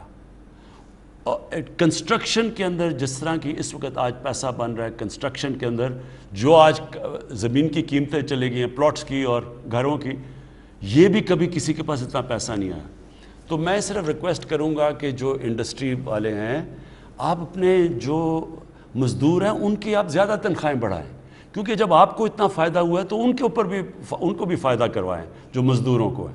لیکن جو سیلریڈ لوگ ہیں، مجھے پتہ ہے آپ کی مشکلات ہیں، انشاءاللہ جس طرح ہمارا اب ٹیکس بڑھتا جا رہا ہے، ہماری آمدنی بڑھتی جا رہی ہے، آپ کو پتہ ہے ہم نے اس باری سب سے زیادہ پاکستان کی تاریخ میں ابھی ٹیکس اکٹھا کیا ہے، اور انشاءاللہ جو ہم FBR میں اب اور اصلاحات کر رہے ہیں، آٹومیشن لے کے آ رہے ہیں، تو ہماری آمدنی اور بڑھتی جائے گی۔ جیسی جیسی آمدنی بڑھے گی انشاءاللہ ہم اپنی سیلریڈ کلاس کی بھی مدد کریں گے، اور ہم یہی پیسہ لگائیں گے اپنے انفراسٹرکچر کے لیے، اپنے کسانوں کے لیے، تاکہ ان کی پیداوار بڑھے۔ جب ہماری پیداوار بڑھے گی تو اس سے پھر ہماری جو کھانے پینے کی چیزیں بھی مہنگی نہیں ہوں گی۔ بہت بہت شکریہ۔ آپ یہ نمبر نوٹ کر لیں سٹیزن پورٹل کا 05190000111 آپ اپنی شکایات اس پہ بھی درج کر سکتے ہیں۔ پھر کبھی آپ سے ملاقات ہوگی۔ بہت بہت شکریہ۔